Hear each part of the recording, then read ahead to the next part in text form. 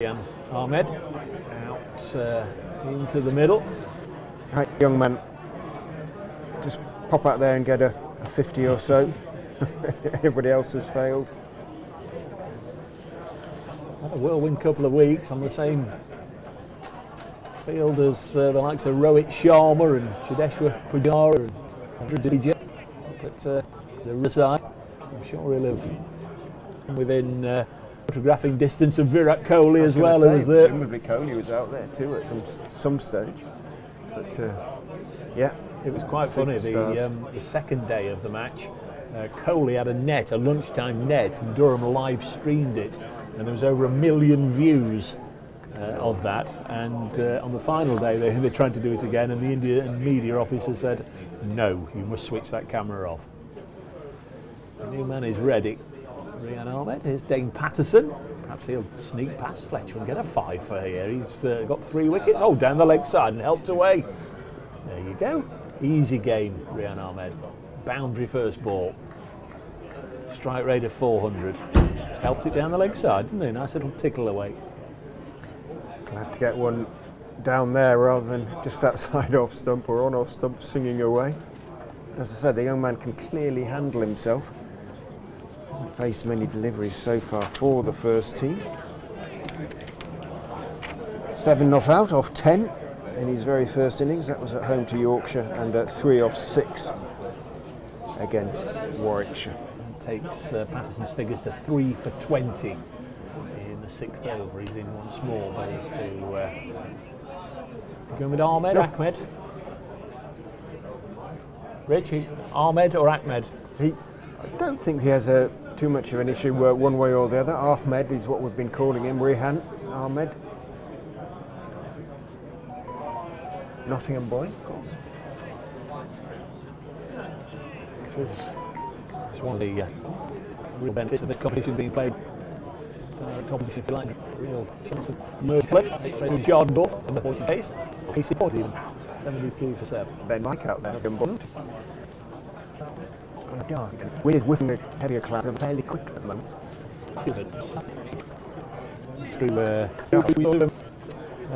Should take some of the night. So 13, I think it was. Gives it to get into us. Leicestershire Academy. If you listen to us, you had a picture to give it a variation to working for everybody now. Managed to glue the string and the tins as this one back strikes batsman above the knee roll. He has a little bit of a brush at the top of his thigh. 7-2, so with a lovely working, but might need to do a bit of a reframe, folks, to get it back working. 7 for 7, Patterson picking up his 3rd wicket of the day in that over. Coming up to the halfway point of the innings in terms of overs, at any rate, 72. Leicestershire will do very well to last the full 50 here, from this point, that is. Might be looking at those dark clouds and just wondering if the next ones that are blowing across us now are a little more threatening.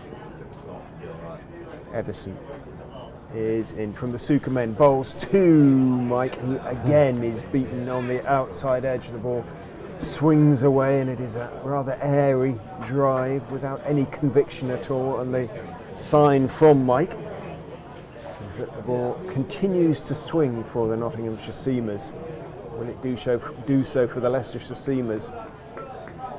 Well, to the same effect. Schools here selling raffle tickets. There aren't that many youngsters around the ground, which is disappointing. Everson in, outside off stump this time. Mike steps forward and leaves his bat raised, lets it go through. And the sort of comes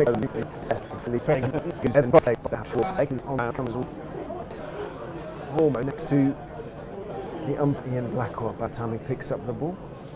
Just 8 boundaries scored so far by Foxes, no 6s as yet. Of the bicycle is occasionally the last room so catches up itself. Everson and bowls out into leg by Rian Ahmed, then suddenly realised the ball there, started to jog his and realised that square leg had come in. It was going to be deep backward square stroke long leg running around to his left was going to do the fielding, and there were going to be a couple of runs to be had. And he moves on to 6. 75 for 7. is in and bolts, slightly short of a length. Up on his toes is defending out his Slater picks up. This is a sort of now towards. I said they can all bat these days. Certainly, he looks a little bit out of technique, temperament, coming out there. And of course, getting the ball you receive, but it looks good order. And in bolts twos for defensive back down the pitch to Jerry Evans. Dot ball, 75%, 6 to Ben Ahmed, 4 to Ben Mike. Well, he's nothing much to lose. No. Nobody's reacting off him. Go and back. You possibly can go and especially just hope now the runs will come. Absolutely. All figures. 25. Pass. Short.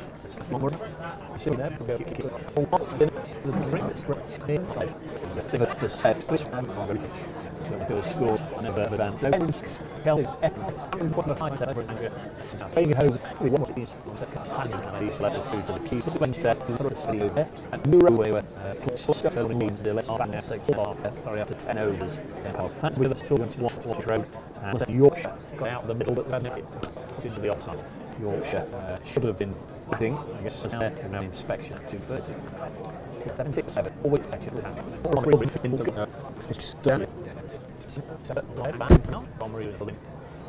That's the James that come free slip in there now. To the right of Montgomery, the James at third slip and stop. 6. Mike is out there for a while, and he made 5, says 20s. A bit of a Shackly and Blackwell. The silky smooth, which is the panel, but we're here. And the third outfield, I guess, or the Foxhead, one more to be on the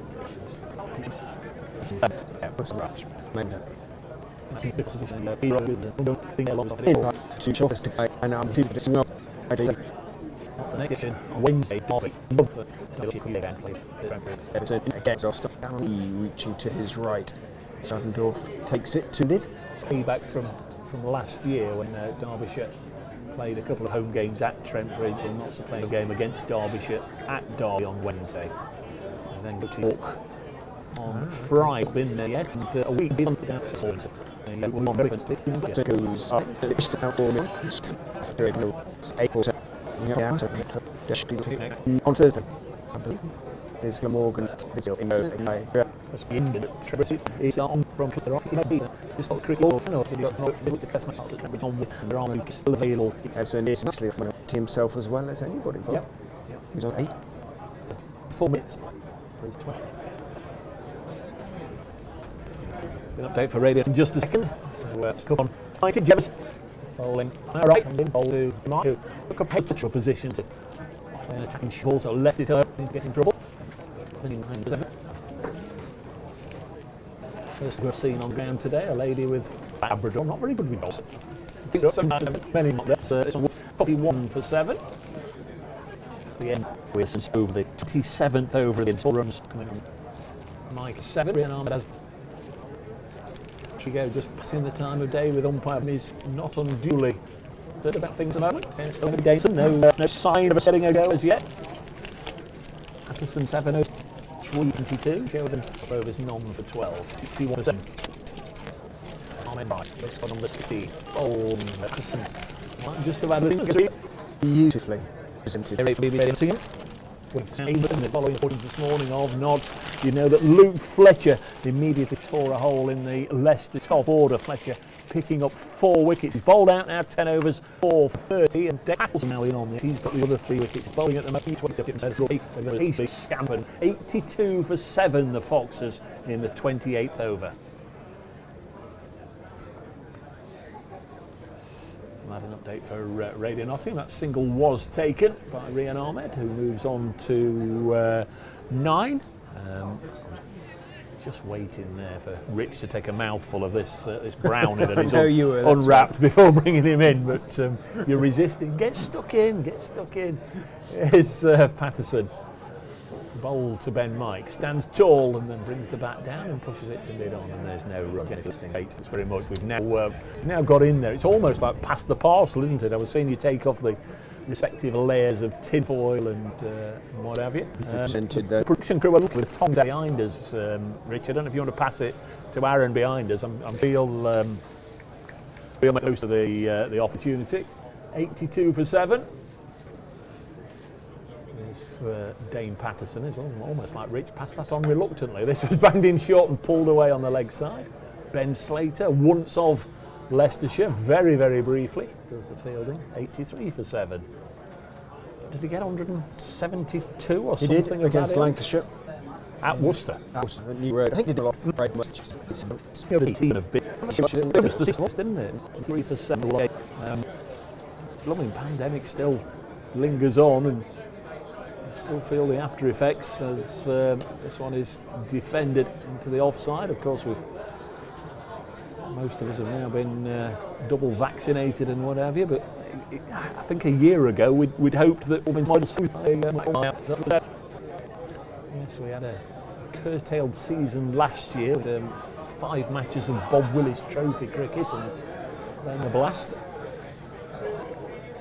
Patterson is in, bowls, banged it in short, knocked away on the leg side. I don't think Leicestershire supporters would want me to dwell on the blast because of the fortunes of these two counties a year. It was intrinsically linked by that quarter final, and it was a case of Didn't seem to have any issues with the short ball. Rian Ahmed, No. pulled that one away very nicely. Seemed to have a lot of time as well. Obviously the balls are getting older now. 28 overs, so each has had 14 overs worth of cricket into it, which with the white ball is usually enough to, more than enough actually, to take any movement or edge off it. So Fletcher 10 overs, Patterson 8, Hutton 6, and Everson about to start his 5th. No spin so far. Be surprised if we see too much of it. In goes Everson and bowls. Ahmed just leans forward, turns his wrist on it, pushes it out to Fletcher at mid-on. He's got a shelf. It could be a curious one if 4 singles are bowled out and Leicestershire are still batting then. Trigo might have to bowl a bit. Well, he might, but if he wants to keep bowling with the seam. spinners will get it. Everson is in straight and waiting for it in his crease. Rian Ahmed back down the pitch on the offside again. The hand movement indication that there is still swing there. Who's that warming up down that wide long leg? Somebody insert. Yeah, that's Liam Patterson-White. So he's the slow left arm spinner, and the right arm off break bowler Matt Montgomery is at second slip.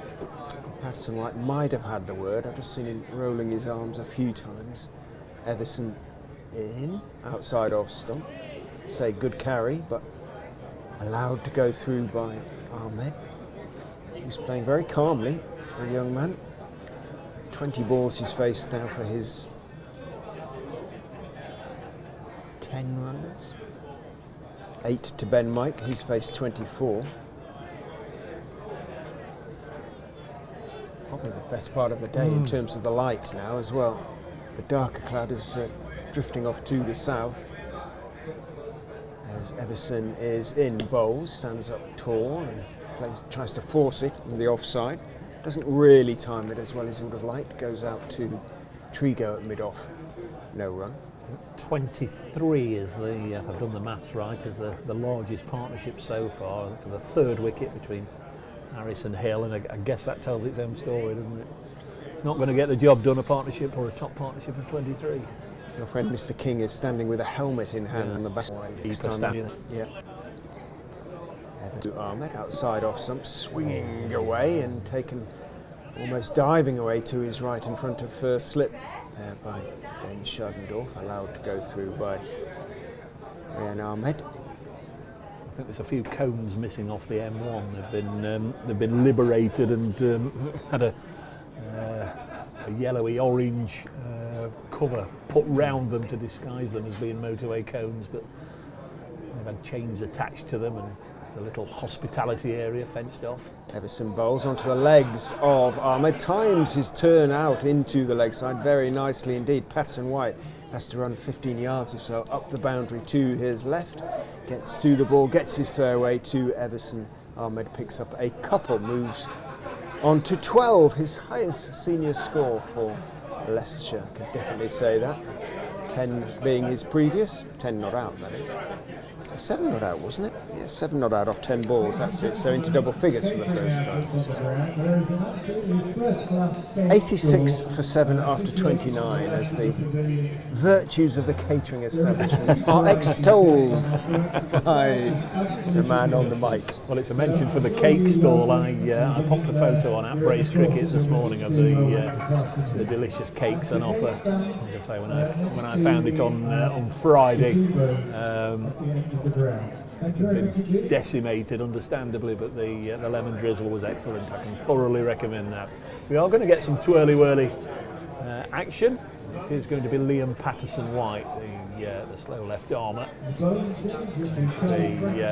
first into the attack, the fifth bowler to be used. The break from seam, so Dane Patterson comes out of the attack, 8 overs, 3 for 25. Going to be bowling to Ben Mike. So Scharpendorf standing up to the wicket. We've got one slip in there, and Ben Mike push into the offside. It was quite a hastily scampered run, or seems to be from here, but it's probably a wide margin of comfort for the Leicestershire batsman. Trigo is the one slip who's gone in there. Next ball is bowled to Rian Ahmed. Mentioned him getting a bit of a run out against the Indians. Of course, on the field, he would have been a teammate and would have spent the week in the hotel with Liam Patterson-White, because of course he played for the first class counties 11, as did Lyndon James, who's also playing today. This one's cut into the offside. Going to be probably a couple of runs here for Rian. Yeah, comes back and comfortably takes it. It's a strange one with Notts a little bit, in that whenever a spinner comes on in the championship matches or in the Blast, then Stephen Mullaney goes in there, but he doesn't go in the slip cordon for the quicks, and it looks as if Trigo's a man of the same theory, 89 for 7, because we've had Montgomery and Hutton and Lyndon James fielding in the slips all morning for the quicker bowlers, but as soon as the spinners come on, Peter Trigo's gone in there. Patterson-White bowls again to Rian Ahmed. Has Mr. Mullaney got a 100 deal, or is he just having a break? He's with the 100 with the Trent Rockets, but he's unfortunately been pinged as a close contact. This is run to backward point, and there's no run. I think it's Andy Flower, wasn't it, who tested positive, the head coach of the Trent Rockets, and one or two members of the coaching staff, and Stephen Mullaney, who identified as close contacts, so they're isolating at the moment. 89 for 7 at the end of the 30th over. The first bowled by spin, it went for 3 runs. The Rockets are in action this afternoon. The ladies are playing now, the women's side are playing now, and the Rockets men this afternoon. Not even available for that one, but we'll keep half an eye on things a little later on. Seam will continue from the Sukhum end in the person of Jerry Everson. Tosses the ball from hand to hand, and Mike on strike now as Everson goes in. Bowls to him, a pleasant looking on drive, but only as far as Fletcher at mid-on. Means there's no run. Usually they say to double at the score at 30, don't they? And you might get somewhere close to what you'll be aiming at, in which case Leicestershire will be looking at theoretically about 180, but that does seem an awful long way off when you've lost 7 wickets in achieving 89. So these two at the crease are acquitting themselves well as Everson goes in and bowls to Mike, who's up on his toes trying to force the ball out into the offside. Runs out to Trigo at mid-off, so there's no run. Beginning to liven up a bit in terms of accessibility to the bars and what have you. Usually does the trick, ramps doesn't it? up indeed. Everson 90 on his back. Quite a slight figure as he goes in and bowls to Mike, who is waiting for it on the front foot there, and then just turns his wrist slightly, pushing it out into the offside. Running in is Sol Budinger. Is it with a hard G or a soft G? Yeah, as in ginger. Yeah, okay. Ginger. Budinger. Budinger.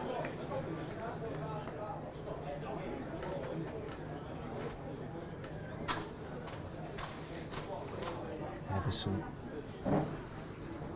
In and bowling again. Mike is waiting for it rather and working it, but it doesn't really come on as quickly as he thought it was going to, I suspect, and ends up shoveling it rather out towards Luke Fletcher. 6th over this for Joey Evans. Not 50s on it. I called yesterday that I had to do something I'd never have been comfortable with doing. Everson is in, bit of extra bounce there and does have a feel for that one. Ben Mike doesn't get anything on it, fortunately for him, as it bounces through to the wicketkeeper. I haven't played cricket now for a number of years, just got absolutely sick and tired of things breaking or dislocating or whatever. As you get older, it hurts more and more, takes longer to recover, and I got the old "we are absolutely desperate, Dave, any chance" call yesterday. And I'm afraid I had to say no. Decline again? No, I had to decline. I gave them all at the start of last year. I said, look, I don't want any more calls, and just to emphasise that, here is everything I own. So I gave them a brand new kit bag. There are a couple of bats and a brand new one with the old red stripe on, and one that was from the bat manufacturers in Nottingham that was a good bat. A couple of pairs of gloves and thigh pads and everything. Everson is in bowling. Mike is forward, angled back, but a good diving stop away to his left at backward point means there is no run. There was a pair of size 11s with studs that had never been worn. There were a pair of size 11s with rubber soles that were almost as... There was almost enough kit for a whole team. And I said, here, just so you can never ask me again, or I can, will never be tempted, take everything I own. But still, they tried it yesterday, but... This is a club in the Newark area. Yes, yeah. I sort of always played for them, but I just had to. It hurts as you get older. It hurts. I do know. End of the over. 89 for 7. 14 to Rian Ahmed. 9 to Ben Mike, and just hard going, I'm afraid, for the Foxes from here on in. Just trying to chisel out some sort of score without taking too many risks. There's Liam Patterson-White bowling. I forgot this mine. I was quite enjoying it. A little bit of sunshine and listening to Rich and just soaking up the scene. Yes, we'd better concentrate on the cricket. Coming round the wicket, the first ball was just pushed back to him by Rian Ahmed. He was on 14 and has played very nicely indeed. Blocks this next one. Just the third Foxes batsman to reach double figures. He's within 2 of Marcus Harris. That'd be a nice one. Oh, I went out there today and outscored an Australian top order batsman. Next one. He's pulled away for runs and plenty of them. It's going to go for 4. That was nicely played. He was quickly onto that, sensed it was short of a length from Liam Patterson-White, and has hit it very hard as well out towards the dovecote, the pigeon coop where the scorers sit, with what sort of clock on the top? Cupola, C-U-P-O-L-A. Coppola clock. C-U, would Cupola. I would imagine that has some sort of Italian derivation, but I may be wrong. Patterson-White in again to Rian Ahmed, full of shots. But this time he's denied by a decent bit of fielding on the offside by Joey Everson. 93 for 7. So second top scorer now, Rian Ahmed. He's gone past Marcus Harris. Deep into his crease, chops this to backward point, no run. Sol Budinger doing the fielding. Umpire just letting the 12th men know it's time for a little bit of hand sanitising at the end of the over. Next one is just getting big on Rian Ahmed. A little bit of extra bounce there from Patterson-White. Went to cut it away, got nothing on it. Goes into the gloves of the keeper, and umpire Rami says, come on, let's have the gel on so everybody can sanitise their hands out there. 93 for 7 after 32 overs.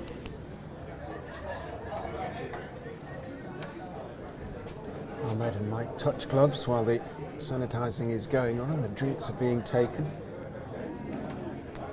Yeah, just a case of really batting around. If they can get through to 40 overs, then maybe they can start thinking in terms of trying to up it a little bit, but there's so little with respect.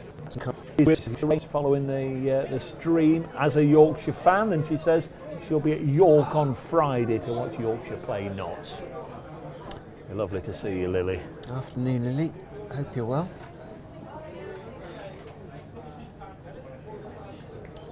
Still going to be Everson. Just wondered if we might go with spin at both ends, but Montgomery having to wait for the time being. None for 15 for Joey Everson as he comes in and bowls to Ben Mike. Slightly short and chopped away through the offside for 4. Just enough width for Mike to open his shoulders, get on top of the bounce, chop it away past Slater. Picks up 4. 97 for 7. Mike now into double figures. He's on to 13. It's a stroke of some conviction, that was actually, wasn't it? Was. He's a good player. When he's in goes Everson and bowls to him. Fuller, straighter, blocked out towards mid-off on this occasion. And there's no run. That makes the partnership worth 29, I think. So the top partnership. Yes. What's that? We've got a free hit. Ah, there was a no ball. So 2 has gone on to the score. I wondered why it had flicked up from 97 to 99. He's getting all the advice in the world here, young Joey Everson. He's got Luke Fletcher in one ear and Peter Trigo in the other. Let's do this of the king. So, where's this one going to go? Ben Mike steps across and does try and wipe it out into the leg side, thick inside edge. It was a decent delivery from Everson in the end and rather smeared it out towards mid-wicket. Patterson was the fielder. Single was taken, but in the circumstances, Bowler always happy with that from a free hit. Brings up the Leicestershire 100 though, and this time there is a very polite and very brief and barely audible round of applause. I think it was anyway. Sounded like a little ripple in the far distance. Everson is into Ahmed, who's solidly forward. Bat very close to his front pad, defending out into the offside. And there's no run. Not seen or obviously become aware of any Leicestershire supporters on the ground today. I think perhaps those that came 3 or 4 years ago when the Foxes were last here, perhaps like us, they didn't fancy another bout of hypothermia. Fingers, yes, that's a consequence. Sure, there's 1 or 2 here. Let's hope they enjoy their day. Everson is in short, pulled and mightily so by Ahmed. In fact, it's clogged a little bit. Luke Fletcher's going to have to run back, and in fact it's going to stop just before it crosses the ropes at, well, long gone really, almost a baseball style thump from Ryan Ahmed to taken. Prepared to take on the short ball. Got plenty of it. Should have had 3 really. They had all the time in the world to run 3, but it was only a sudden realisation that the ball wasn't going to run away for a boundary before they even started running. Yeah, it did rather plug. 20 to Ryan Ahmed as Everson is in again to him, and again lots of time there as he just turns it out into the onside. Luke Fletcher picks up at wide mid-on, hurls the ball at the stumps at the non-striker's end, and an intake of breath to my left as Dave is concerned about the potential concession of overthrows. In fact, there were 2 men backing up, did a good job, but looked like you, they anticipated the worst there. They did indeed. Nottinghamshire. That's 10 off this over. It's already the most expensive of the innings, I think. Everson is in to Mike in the air, carved away over backward point. Is third man going to get there? He is. He dives and tumbles, but does make the stop. Lyndon James is the fielder out there. Elastic bandages on both arms. 2 taken by Ben Mike, so 12 off the over. 105 for 7. 16 to Ben Mike. 21 now to Ryan Ahmed. Against Warwickshire, Lyndon James got a 5 foot, and didn't play against Surrey, and understood he'd picked up a bit of a twinge, and he'll be playing only as a batsman today. But we've seen him on the boundary edge, rolling around there. He made a fine stop and a big strong throw in. But it seemed as if the intelligence was correct that he's not being used as a bowler, but it didn't appear to be too much wrong with his fitness then. Here's Liam Patterson-White, 105 for 7. Bowls to Rian Ahmed, who pushes this down the ground. Luke Fletcher, it's not Luke Fletcher, it's Brett Hutton at mid-on does the fielding, 105 for 7. Next ball cut away nicely by Rian Ahmed. He'll take a single, 106 for 7. Last wicket fell. And the score on 68 was Lewis Hill. So 38 runs have been added.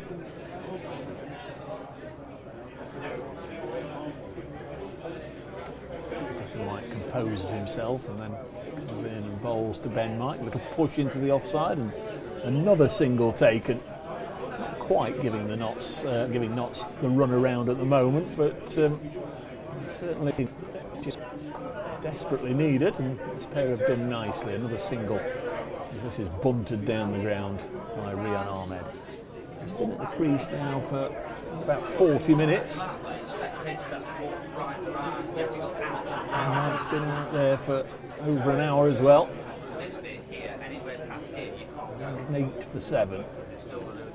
And Patterson-White bowls, and Mike hits it crisply to mid-wicket, where Matt Montgomery does the fielding and there's no run. 108 for 7. Leicestershire. And Patterson-White, as the watery sunshine continues to bless us with its presence.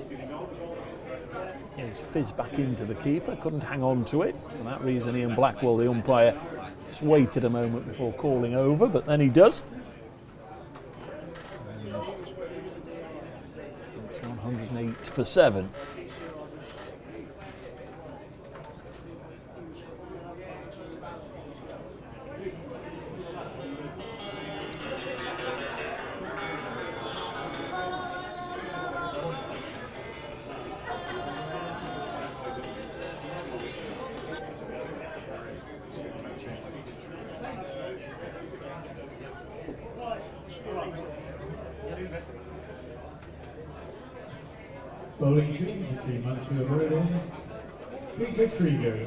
So the Notts captain is going to come on and have a bowl. Peter Trigo, replacing Joey Everson, who in figures of 7 overs, 1 maiden, none for 27.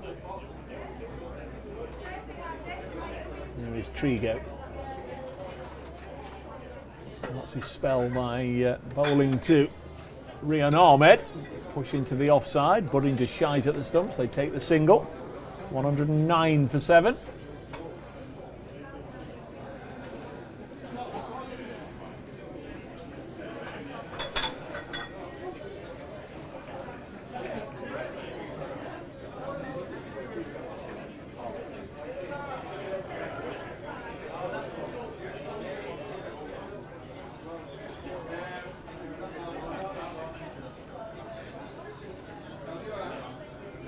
And Mike has 17. Trigo bowls to him. Okay, nicely played, comfortably played. Way on the leg side. An update for Radio Nottingham in a second or two.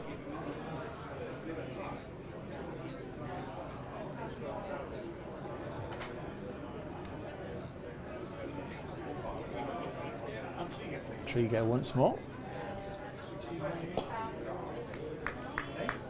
We're not so just being frustrated a little bit by an 8th wicket partnership here between Ben Mike, whose dad Greg used to play for Notts in the 80s and 90s, and the youngster Rian Ahmed. They came together with a score on 68 for 7. It's now 110 for 7. Peter Trigo, the captain, time for desperate measures, just brought himself on to have a bowl. The 7 wickets, well, they've been shared between Luke Fletcher, who finished his spell with figures of 4 for 30, and Dane Patterson, who's bowled 8 overs, 3 for 25. 6 bowlers now used by Peter Trigo, including himself. He leaks a single there. 111 for 7 in the 35th over Leicestershire.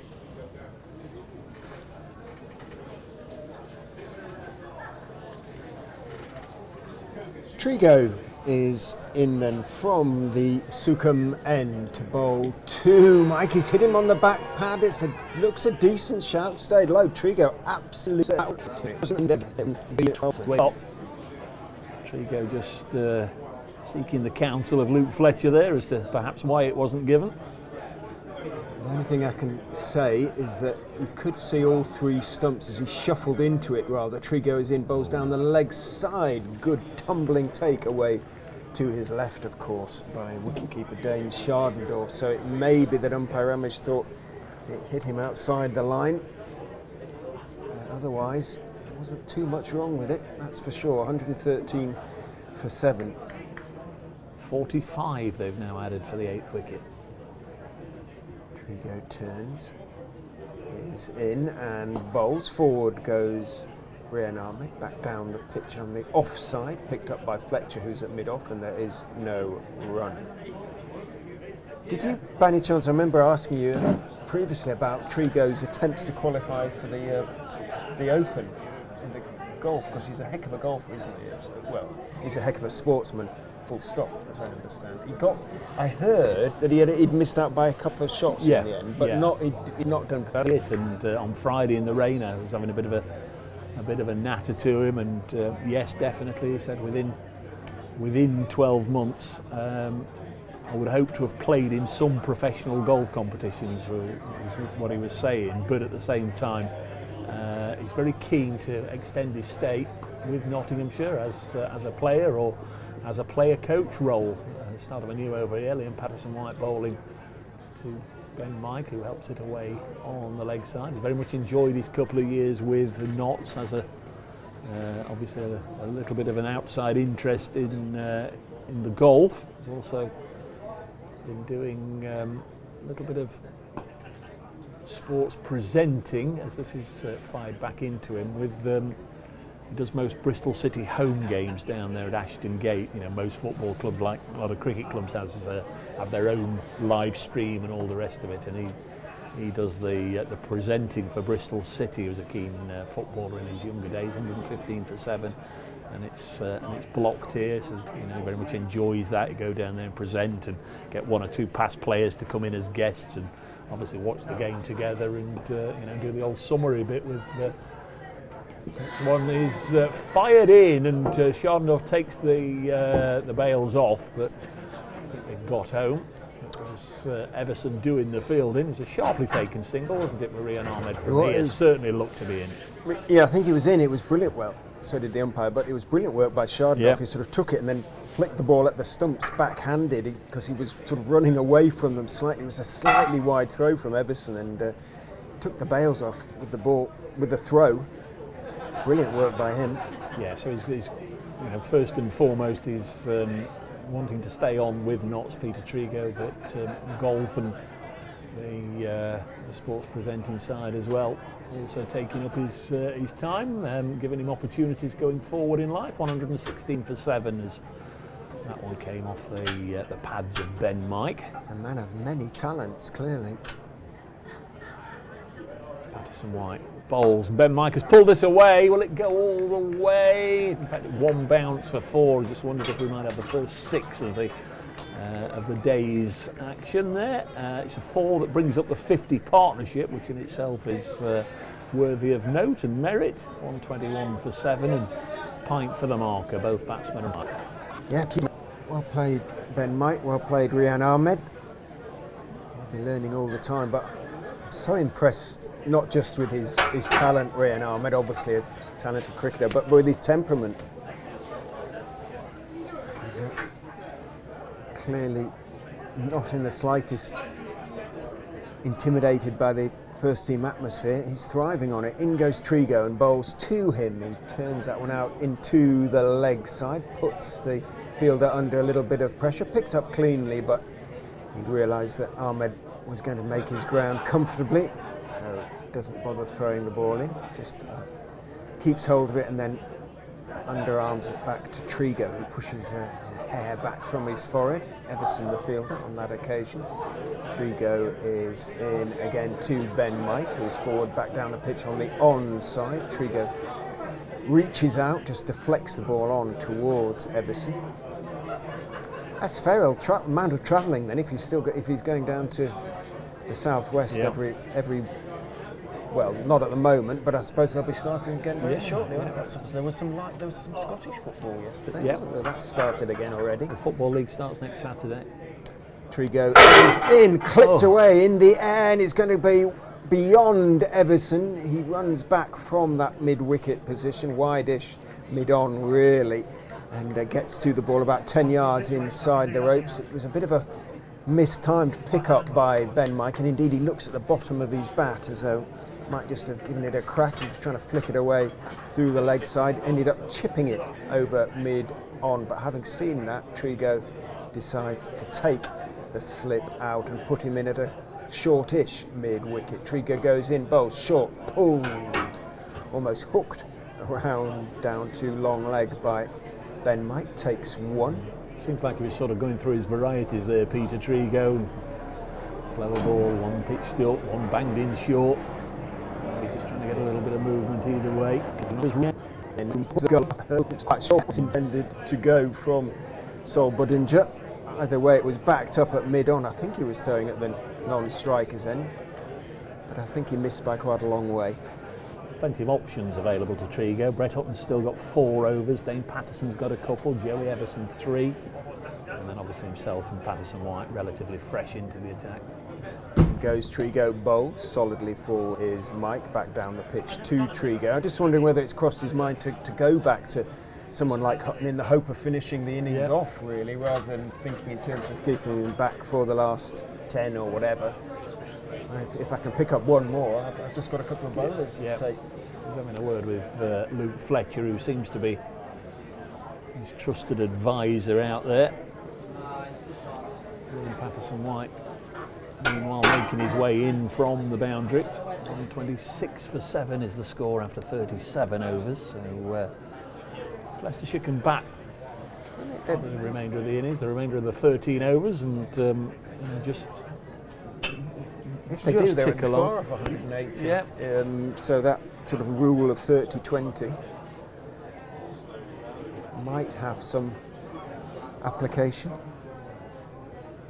But these two are going to have to stay together. That's the key if the Foxes are going to get that. Just had a change of gloves for Ben Mike. Liam Patterson White 4 overs, none for 17. About to start his 5th over. BBC Radio Nottingham, BBC Radio Leicester. You've just stumbled across us this Sunday afternoon. Glad to have you with us. As Notts and Leicestershire in the Royal London One Day Cup continue with Patterson White bowling to Rian Ahmed, who tried to push this into the gap at mid-off, but the bowler threw himself to his left and made a good stop.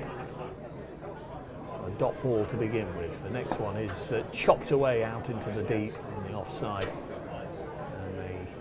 Take a single, 127 for 7.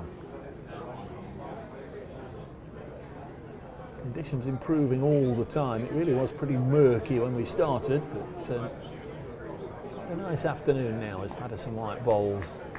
Ben Mike really taking to his task here, pushes it back to the bowler. Both batsmen have scored 28 runs.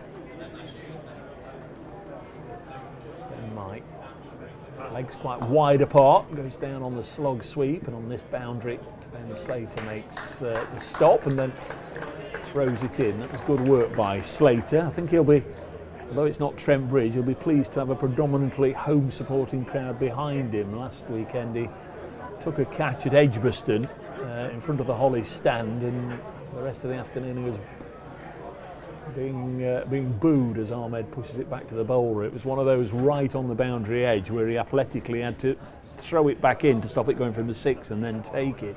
Well, the entire Hollis stand at Edgbaston were all shouting 6, 6, 6 as this one is played into the offside. Good bit of fielding by Joey Everson, and there's no run. In fact, Luke Fletcher, who was 12th man for that game, they gave him the first match off, came and sat by where Ben Slater was fielding to act as sort of a peep involved. Overs. It's amazing, isn't it, that the crowd can somehow see better than the umpires, and with the benefit of the various replays that I'm sure were available. There you go. 28 to Ahmed, 29 to Mike. Still pretty sorry looking scoreboard, but it's slightly less sorry than it was 45 minutes ago, as Trigo goes in to Mike, who's walking down the wicket, but Trigo, he went very early there, and Trigo saw him coming, just adjusted his length, and Mike ended up just blocking it back down the pitch to Peter Trigo. Yeah, it was 63 for 7. They were in real danger of being bowled out, weren't they? But you can see the finishing line in the distance now. A real chance for Leicestershire to bat out the overs. Trigo is in and bowls. Slower ball, full. Deceives Ben Mike, who's looking to clip it away into the leg side. Thumps into the pad, bounces out into the leg side. Trigo dashes down, picks up, hurls the ball at the stumps of the non-strikers end, hits them, but Rian Ahmed was back in his ground. How old is Trigo now? He's 40. He's just 40, I think. Yeah. Just past his 40th birthday. The sort of, you suspect he probably could have made it as a footballer, really, or whatever he really turned his hand to as a sportsman, as an athlete. Should have played for England, one-day cricket at the very least. In he goes and bowls, and just dabbed out into the offside by Ben Mike. I told you that story about what he said to me in an interview I did with him, the newspapers, a good while ago, when he was scoring runs and taking wickets, and also, as he seemed to do each season, obviously for Somerset.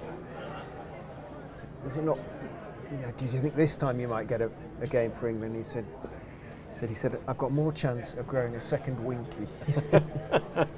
In he goes and bowls. I didn't dare ask that, but I played into the onside by Ben Mike and fielded at a straightish mid-wicket by Brett Hutton. Funny enough, Anthony Gibson, who we did the Somerset game obviously together on Friday here before the rains came, and talking about Trigo's age and whatever, and you might not remember the playing career of Jackie Bond, Lancashire, but you'll certainly know of Jack Bond.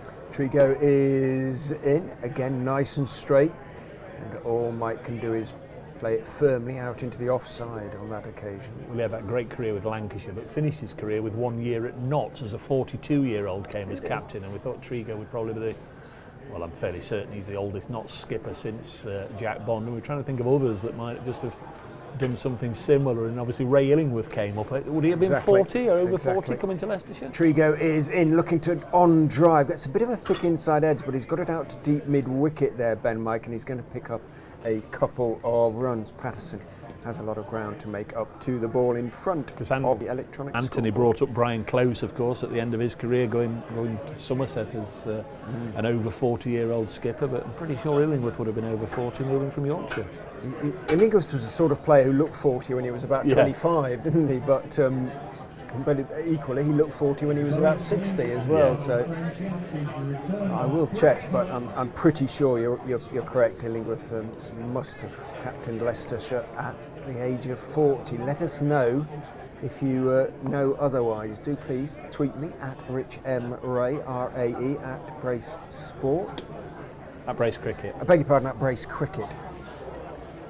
It's like Brett Hutton is going to come back, so good shout from Rich with regards to that.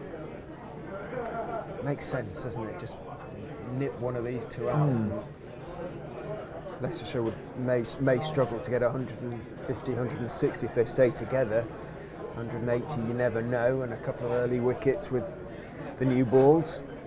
6 overs, none for 16 for Brett Hutton earlier. Didn't have any joy, but can tidy those figures up now if he comes back and can knock over the last 2 or 3 Leicestershire batsmen. Slight hold up here whilst Ben Mike has to have a moment or two just to tie up his laces, and now we're ready. Here's Brett Hutton, who's back with Notts now after 3 years with Northants. Bowls to Rian Ahmed, who chops this down to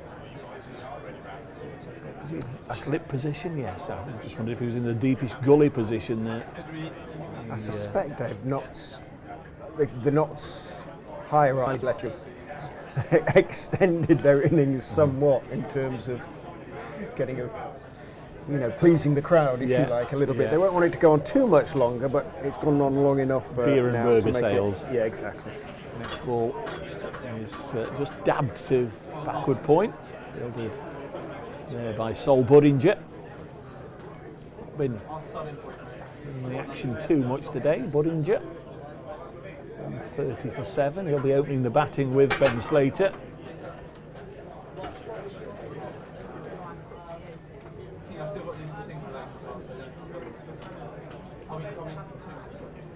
There's Hutton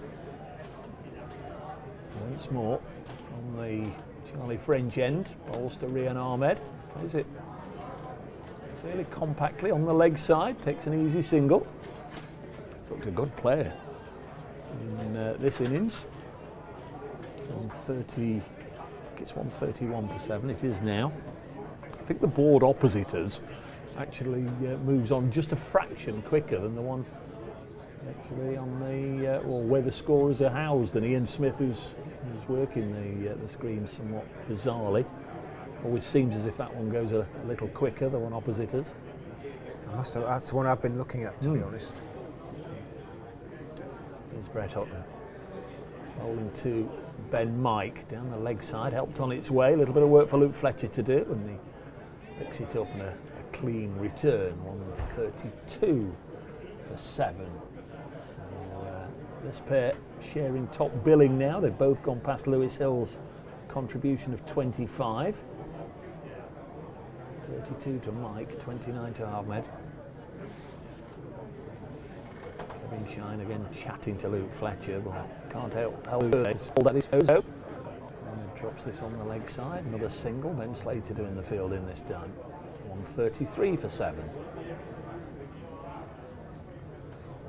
Is he using him as a conduit to pass messages on to Peter Trigo about? I don't know. Scoring areas and things like that.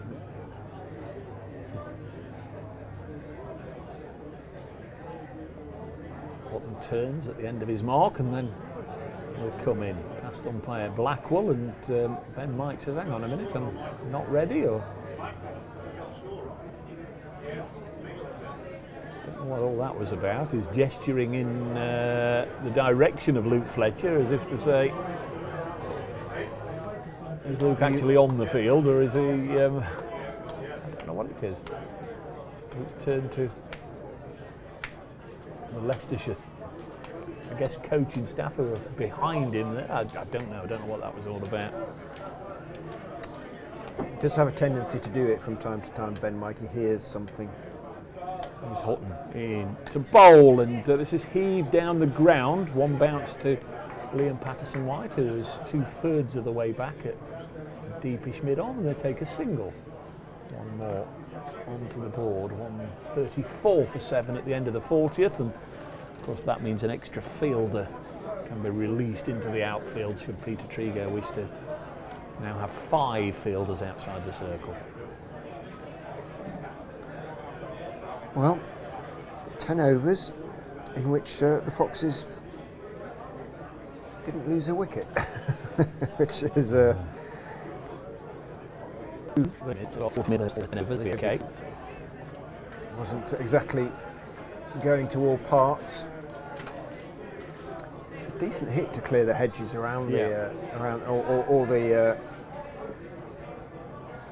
banks that have been built up. In goes Trigo and bowls, and a nice firm push by Ben Mike, but picked up in his follow through by the athletic 40-year-old Peter Trigo. Coming up to an hour and a half at the crease for Ben Mike, so should he deem it the right time to start unloading and playing some big shots. Should nicely have got his eye in by now. In goes the Nottinghamshire captain, slower ball, waits for it on the front foot, clips it out towards deep square, comes chasing in. occasion. Patterson out there. And he turns, and number 4 on his back. Mike onto 34. Ahmed into the 30s for the first time in his Leicestershire career, senior Leicestershire career that is. He has a couple of big hundreds in the seconds academy, so knew he could bat. Tree goes in, bowls to him, just waits, leans forward, no big stride, but everything is fairly close together, deep in the crease, defending.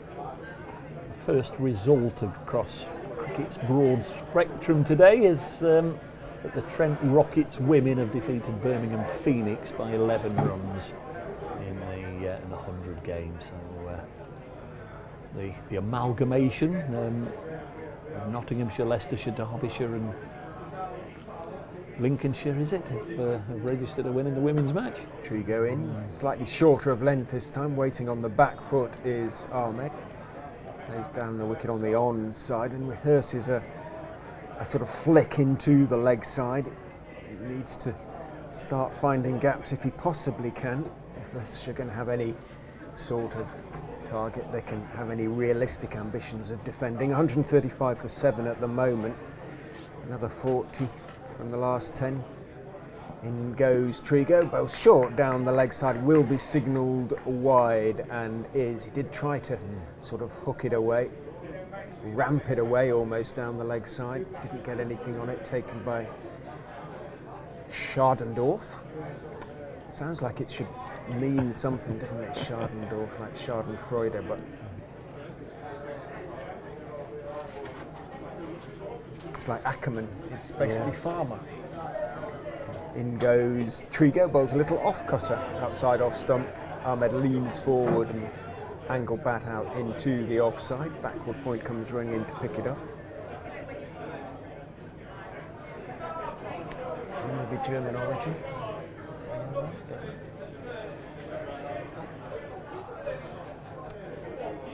Yes, it sounds as if there's some sort of derivation along those lines. Fletcher has it. And Trigo, a lot of experience between those two. Have a word before Trigo turns and runs in and bowls to Ahmed, who plays firmly into the gap this time at straight mid-on.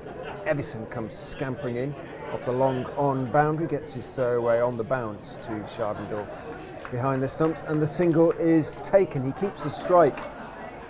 Then Rian Ahmed moves on to 31, 137 for 7 off 41. Goes down to have a chat with Ben Mike. To come for Leicestershire, what it would be, Ed Barnes comes in next, and then Chris Wright. And that's that, which is why they still really can't take too many chances. Barnes has shown himself to be no mug with the bat, an adhesive little bat, got a good 80 odd not out against Somerset in the county championship. Gets into line like a good Yorkshireman. Yeah. But he's no big hitter, I don't think. Brett Hutton to continue, bowling to Rian Ahmed. First ball is chopped down into the ground, fielded by Budinger in the gully. Brett Hutton 7 overs, none for 20 ahead of this over. Fabulous partnership this, but all the damage done a little early on. You just wonder if it's going to be a competitive score at the end of the Leicestershire innings.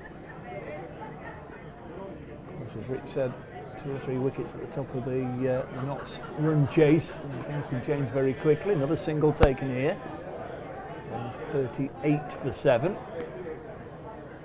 Matt Montgomery doing the fielding. And a little surprise that the off spinner hasn't had a go. Suspect he won't now, with Trigo into a spell. 3 overs, none for 11 to him. Got a couple of overs of Dane Patterson to use. Brett Hutton can have a couple more after this one. Joey Everson's only had 7, so lots of options before we might be thinking about turning to the off spinner. Now this one's hit up in the air. Ben Slater coming round to take it, and once again does take a successful catch, but has to throw it up in the air step over the boundary rope, step back, and then catch it. And he executed that absolutely beautifully, despite the boos coming from Rich Ray. No, absolutely fair enough. That was a pretty similar one to what happened, but if you can imagine the massed stand, ranks of the Holly stand, you've got absolute pelters. But well battered Ben Mike goes aggressively, caught on the deep mid-wicket boundary by Ben Slater off the bowling of Brett Hutton, out for 34, which is the top score at the moment, 138 for 8. Yeah, he kind of had to, didn't he, really, Ben Mike start going for his shots, and he really nice pick up there. Slater running around, got to it, running slightly diagonally, having taken it, just tossed it up into the air, hopped across the boundary, hopped back, and completed the catch. Very, very similar to the one at Edgbaston.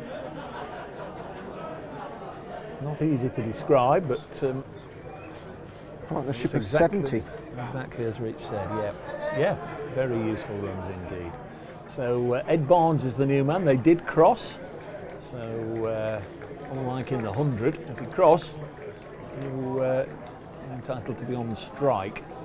Not sure if I like that rule or not. It might just be one that's been brought in for bringing a rule in anyway. But in the 100, if you cross, I'm afraid you've got to go back.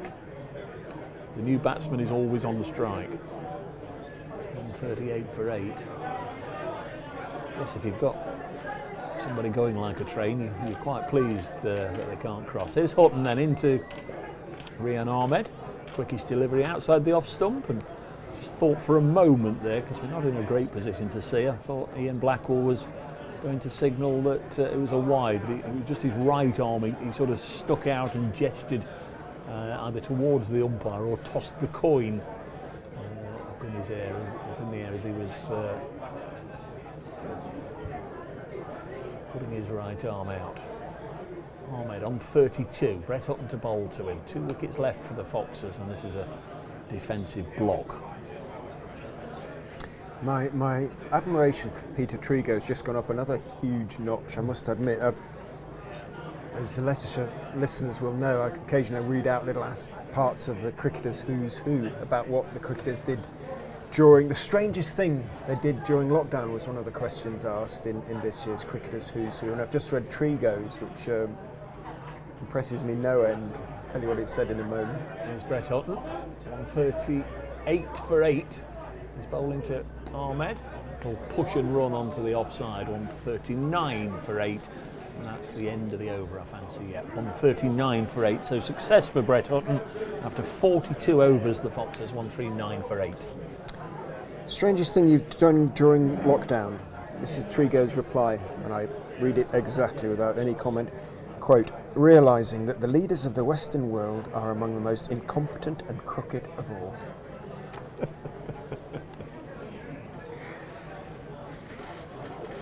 Eight overs to go. Can Ed Barnes hang around and give Rian Ahmed a little bit of support? He can hang around. There's no question about that against the old balls now that are being used. He should be able to, if Ahmed can pick up a few more runs. Trigo is in, bowls to Ahmed, who is leaning forward and flicking that one down to backward square. Not taken cleanly, or not picked up cleanly by Liam Patterson-White, but he made the stop and didn't concede any extra runs. Any extra runs as a consequence. 140 for 8, 34 now to Ahmed. Brings Barnes down on strike. The coat hanger, as his teammates sometimes refer to him. Bless. Hey? I'll explain why in a minute. And goes Trigo and bowls to Ed Barnes, hits him on the back pad. He's on leg before, say he can hang around. He tried to work that one away into the leg side. He went back, missed it, into the pad it went. There was no appeal from the wicket keeper, who was busy trying to pick up the ball. But Trigo knew, he went, turned and appealed, and Ian Ramage sends Ed Barnes on his way. Let's have a quick look at the replay. On the ball before, but Leicestershire in danger now of not completing their 50 overs, 140 for 9, as Barnes goes first ball, having been bigged up by me as someone capable of hanging around. Chris Wright won't be comforted as he makes his way to the wicket by the sight of, if he knew who these gentlemen were, they're the ground staff just getting their things ready. So 140 for 9, and I'm pretty certain, yes, that's Peter Trigo's first wicket for Notts in List A cricket, in one-day cricket. Didn't play last year, of course, because we didn't have any one-day cricket to enjoy in that truncated summer, and hasn't bowled much. He's only, I think, sent down the one over at Guildford.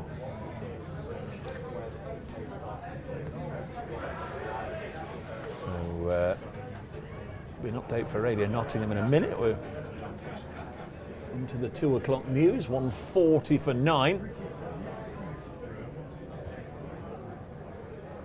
Fine player, Chris Wright. Been a really good servant over the years for Essex and Warwickshire, and now giving that same level of service to Leicestershire. Fine bowler. There's Trigo in to bowl to him, and played nicely away on the leg side. Can't play at this level for a dozen years or so and not pick up basic batting skills. Here is that. Yes, good afternoon. You say coming to the end of the Leicestershire innings might happen any ball, because they are 9 wickets down, 141 for 9. Peter Trigo's bowling at the moment. In fact, he bowls a wide, so that's as far away from getting a wicket as you can imagine. 142 for 9. Luke Fletcher doing all these things to bowl him right the way through. Fletcher, he was right on song, got a wicket in his first over and went on from there. 10 overs, 4 for 30. Dane Patterson, meanwhile, at the other end, well, he helped himself to 3 wickets as well, as Leicestershire found themselves 60 odd for 7. A little bit of a partnership then, very decent one in fact, from Ben Mike, whose father used to play for Notts, and the youngster, the teenager Rian Ahmed. They put 70 on together, but a couple of wickets have just gone down as Brett Hutton returned to the attack, and a wicket also for Peter Trigo. We're close to the end of the Leicestershire innings in terms of wickets. There are still, though, 7 overs in which they can bat. 143 for 9. Trigo continues in to right, beats him on the outside edge, taken by the wicketkeeper. You were telling me about a coat hanger story or some such. Yeah, well, yes, it's rather. It's back in the pavilion now. It was Ed Barnes, was it? It was. Yes, Ed has. He's slightly hangdog demeanour. He's not at all actually to talk to, but out there and his shoulders sort of slowed down. And there's not much of him as Trigo goes in and bowls to right. Did I hear the shout of no ball? No, it was just somebody in the crowd, I suspect, and it was deflected down to third man for a single by Wright, who, like Barnes, is a perfectly competent batsman. He's got a sort of black thermal top, long sleeved underneath his short sleeved red Leicestershire Foxes List A shirt. Chris Wright, plus a forearm protector on his left arm, of course, being a right-handed batsman. 2 to him, and he's kept the strike with that one. 144 for 9. 7 overs to go. His job just to get Ahmed on strike if he possibly can. Rian Ahmed has faced more deliveries than anybody else in the Leicestershire team. Ben Mike faced 62. He's now faced 69 deliveries for his 35 not out. But it is Chris Wright on the strike, and he's either got to keep Brett Hutton out, or, as Richard Ray says, get a single and get his young partner on strike, and he's nicked it behind. And the Foxes are all out for 144, and that represents a very good day's work for the Notts bowling unit.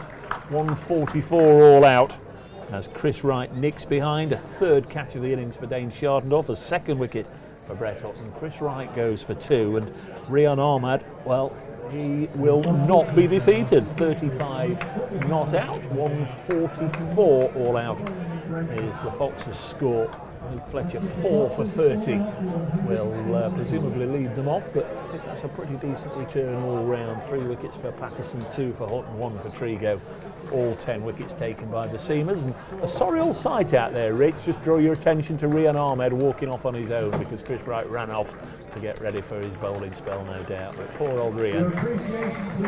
I'm not sure why Wright did that, because obviously there'll be lunch, won't there? Yeah. So it'll be a good half an hour. But there you go. They perhaps wanted him to get the, let him walk in on his own, get the applause, but Notts are doing something similar. They're all waiting for Luke Fletcher, but Luke Fletcher's last to come off, and this is very nice. Look at that out there, Luke Fletcher and Dane Patterson giving each other a hug. Well, as I say, they broke the back of the Leicestershire innings, didn't they? Really, there was no real way back for the Foxes. Certainly from 68 for 7, although Ben Mike and Rian Ahmed did a great job for their side, or a brave job for their side in putting on 70 and lending a slight aura of respectability to the score. I think it needed to be over 200 to be remotely respectable at all. But, well, not much more to say really. Rian Ahmed did very well. Mike did well. Everybody else couldn't cope with the swing really, and the accuracy of Fletcher and the movement that he got, and Patterson ditto, and then well backed up by the other Notts bowlers. Luke Fletcher with the first 3 wickets to go. Just quickly, Rishi Patel caught Montgomery, bowled Fletcher for 6. Harry Swindles bowled by Luke Fletcher for 4, so that were the 2 openers gone. Marcus Harris caught Shedendorf, bowled Fletcher for 16. Lewis Hill caught Shedendorf, bowled Patterson for 25. George Rhodes caught Montgomery, bowled Patterson 2. Aaron Lilly caught Shedendorf, bowled Fletcher 4. Lots of ages at this stage, as you can see. Catches for the keeper, catches for the slip cordon. Louis Kimber caught Brett Hutton in the slip cordon, bowled Dane Patterson for 7. Ben Mike caught Slater, bowled Hutton 34. This was a catch on the deep mid-wicket boundary where he had to let go of the ball, flick it up in the air, step over the boundary, come back inside, etc, etc. Ed Barnes out for naught, LBW to Peter Trigo. Chris Wright caught Shedendorf, bowled Hutton for 2, and Rian Ahmed 35 not out. 144 all out in 43.1 overs, and that's a pretty decent effort by the Notts bowlers. Fletcher 4 for 30, Patterson 3 for 25, Hutton 2 for 22, and Peter Trigo with just the 1 wicket, 1 for 19 from his 5 overs with the wicket takers. Everson 7 overs, none for 27, and Patterson White none for 19. It's the lunch break here at Welbeck. Leicestershire posted 144. Notts will begin their reply in about 25 minutes time. Hope he'll come back and join us there.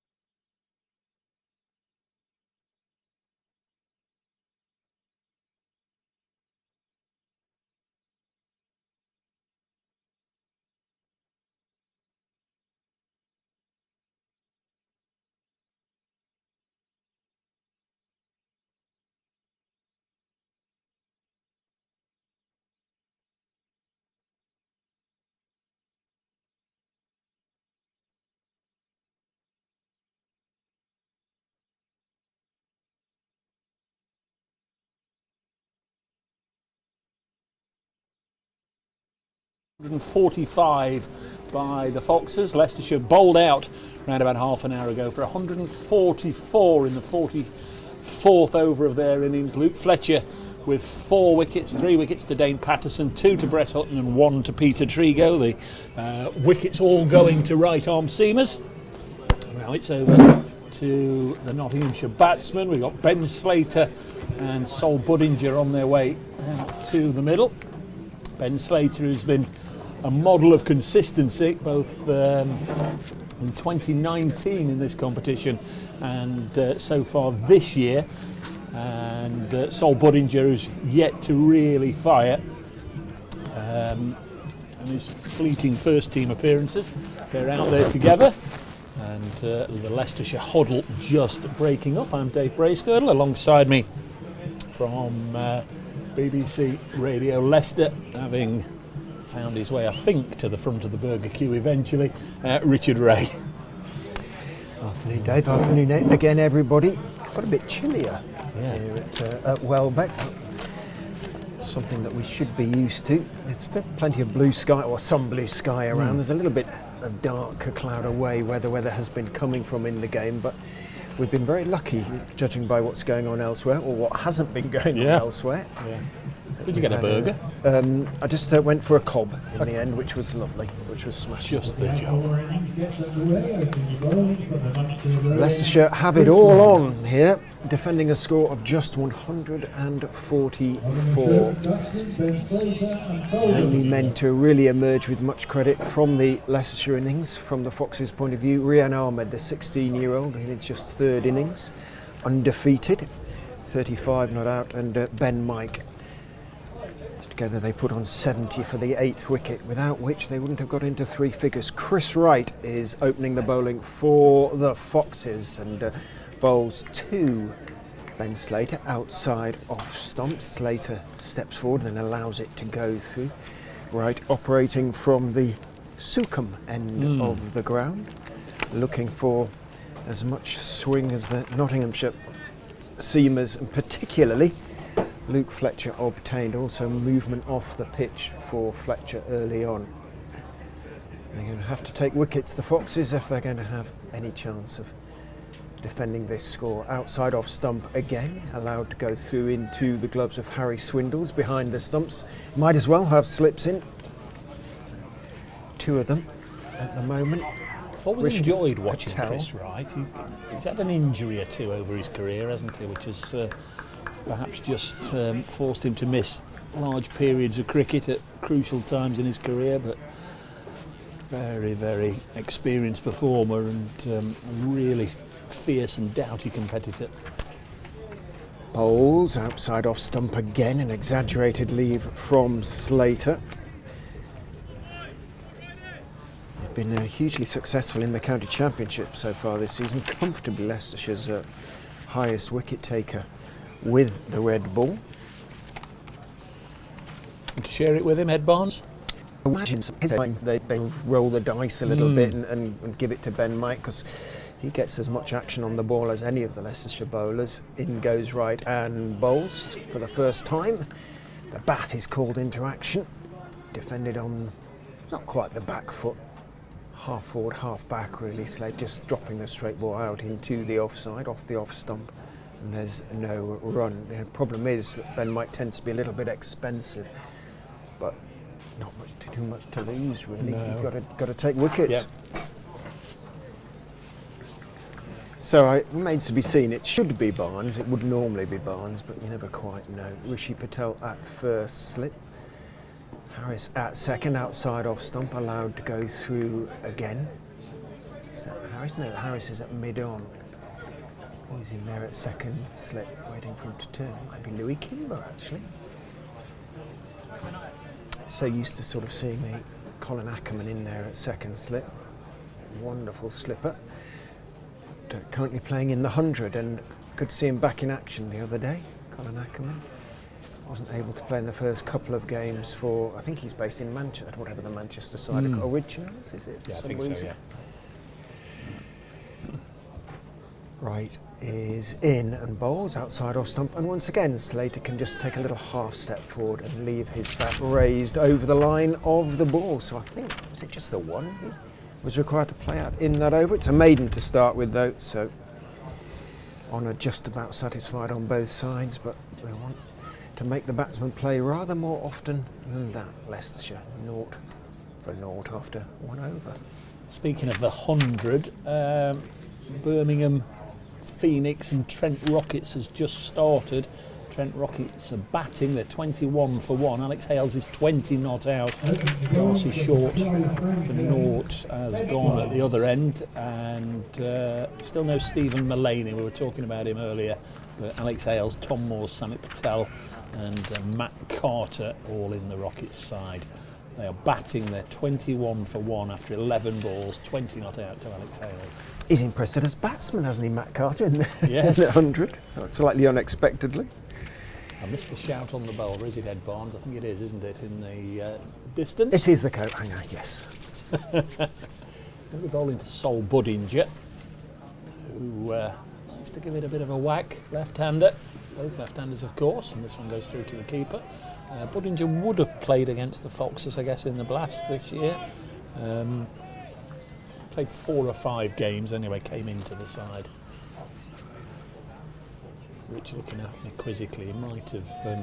Try to remember. He did have a period where he was had been identified as a close contact and had to miss 2 or 3 games, so he might have coincided with the Foxes games, I'm not sure. But we've seen a little bit of him. Those that have seen him regularly in the seconds in club cricket tell me we haven't seen the best of him yet, as Barnes bowls, and he's going to pull that away, and see ball, hit ball. It was over to the ground for 4, and the ball kicked back by a spectator who knows his rules, knows the current cricket etiquette. He went round to the front of the advertising board where the ball had lodged and kicked it back onto the field to a Leicestershire player.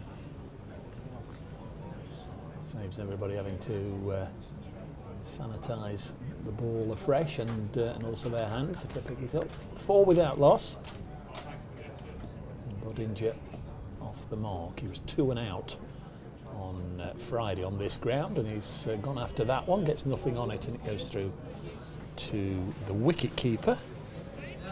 Who is keeping today? Is it Hill, the captain? It's Swindles. It's Swindles. Yeah, Hill doesn't, when he's captaining, he doesn't really enjoy keeping wicket as well. He says it makes it very difficult to captain the side, so Swindles is now first choice keeper, and he just had to miss a couple with a slightly sore ribs. He got a bang when he's got his big 100 against Somerset. Barnes to Budinger, digs this one out, pushes it into the offside. There's no run there. Aaron Lilly doing the fielding, spears it back into the keeper. This is the modern way, and then the ball quickly on its way back towards the bowler. The Foxes in there. We did have a word for it at the start of the day. I offered cochineal. Well, no, it's what the chief executive, I think, called it. Barnes bowls, and again Budinger plays an aggressive-looking shot, but steers it to Rhodes at backward point, and there's no run. I think with tongue slightly in cheek, but I do think the kit was specifically designed for the club by the manufacturers, so it was a specific red that they liked, so I suppose in those terms Fox red is permissible.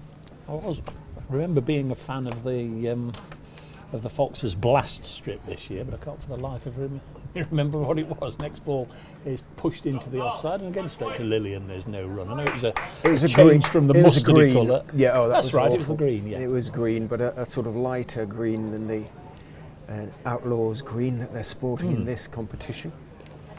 End of the over, 4 runs from it, so not set a victory target of 145 of those 4 runs to Sol Budinger after the first 2 overs. I think it was quite popular with the members and the supporters, so I imagine it will be retained for next season.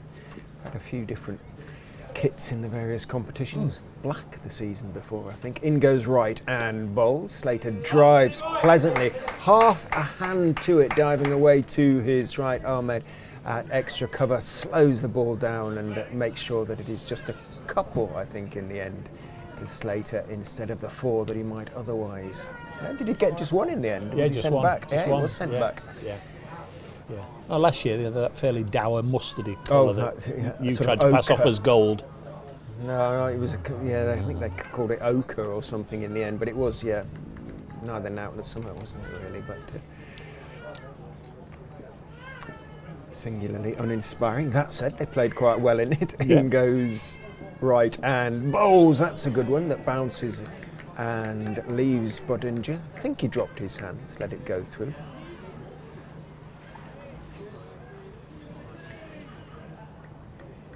I think the camera at that end, the Sukum end, has dried out a bit. A drive on one knee from Budinger that draws the approval of his Nottinghamshire teammates along to our right, but it was a stylish shot down on one knee. It always looks very good when a batsman plays a shot like that. It was full and crashed away through the offside. Beautiful shot for 4.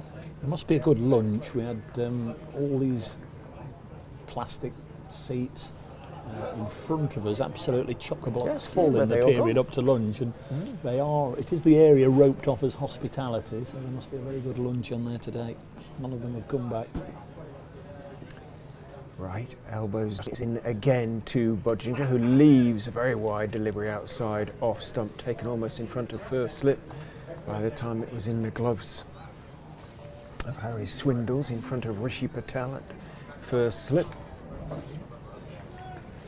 Quite a stylish leave as well by Sol Budinger. 9 without loss. 8 to Budinger, 2 4s to him, contrasting 4s. One hit away through the leg side, one through the offside, short pulled for more. Couple of bounces and then it's picked up by one of the Nottinghamshire support staff. That's Ant Botery, he's an all-rounder, a spinning all-rounder for Warwickshire, South African, but played for Warwickshire and Derbyshire in the Championship for many years. I remember now, it did look a very familiar face. Speaking of Derbyshire, they've got on now at Northampton. They are 11 for 4. Oh my goodness. Road. Yeah. If it's turning, all wickets are grey and white perhaps. In goes right and bowls again to Budinger, not well out towards square leg. There isn't a square leg, just Barnes running around from backward square. So Budinger picks up 1, moves on to 13 out of the 14 runs scored, 14 without loss, that is, after 3 overs. 11 for 4, Derby. Yes. They're having their struggles this season. Various sweaters and undershirts being thrown at the Leicestershire 12th man, Gavin Griffiths. The polite young Rian Ahmed carrying another one off, handing it to Gavin Griffiths. And he's still just 16. Yeah, only just. He's 17 this month now, in August. But He's he's Ed still. Barnes about to start the 4th over, and Budinger has flashed at that one and nicked it behind and goes. Ed Barnes has a wicket, and Sol Budinger has I don't think he been thinks sent he's out. on his way by umpire Blackwell. Really? To go. Gone for 13. Got to be a bit careful, young man. Yeah, I don't know if it's a case of didn't think he'd hit it or just again a little bit. He plays, he goes crash bang wallop, but unfortunately he's only sort of got as far as crash but and then out in the matches we've seen him so far.